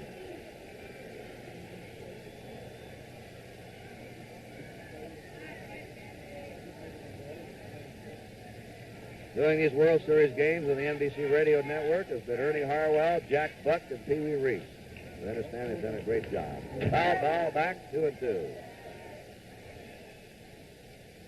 Ernie teams up with George Kell and the Tigers, and Jack Buck here with Harry Carey and the Cardinals. And Pee Wee with NBC Sports. 2-2 to Del Maxville. McLean trying to get this last out. He's got it. That's it. And we're going to the 7th game tomorrow. Denny McLean coming back, winning this one 13-1. In the 9th inning, 1 run for the Cardinals. 3 hits, no errors. They left 2. 13 runs, 12 hits, 1 error for the Tigers. 1 run, 9 hits, 1 error for the Cardinals. The winning pitcher, Denny McLean, and the losing pitcher was Ray Washburn. And now here to wrap it up for you, Harry Carey. This ball game was settled, of course, in the 3rd inning. An explosive, record-tying 10-run inning by the Detroit Tigers. The inning started with a base on balls. Before it was all over, there were 7 hits, one of them a grand slam home run by Jim Northrup. With that kind of a lead, Denny McLean, pitching great baseball, scores his first victory of the series, 13-1. There it is, Gibson and Lolich tomorrow, and this game is authorized under television rights granted by the Commissioner's Office solely for the entertainment of our audience. And any publication, reproduction, or other use of the pictures, descriptions, and accounts of this game without the express written consent of the Commissioner's office is prohibited. The sixth game of this 1968 World Series has been brought to you by Chrysler Canada Limited and the Dodge, Plymouth, Roots, and Simca dealers who sell the quality engineered cars and trucks by Chrysler. By the more than 1,350 branches in Canada of the Canadian Imperial Bank of Commerce. And by Gillette, makers of new foamy lemon lime shave cream and the new Techmatic adjustable razor.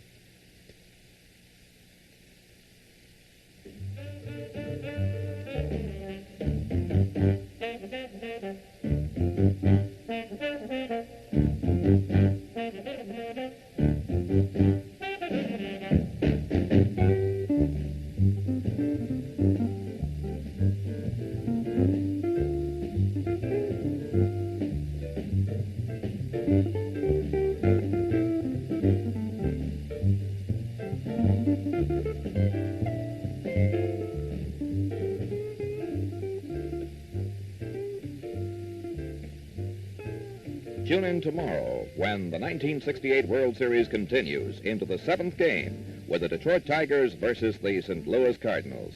Be sure to check your local listings for the time in your neighborhood.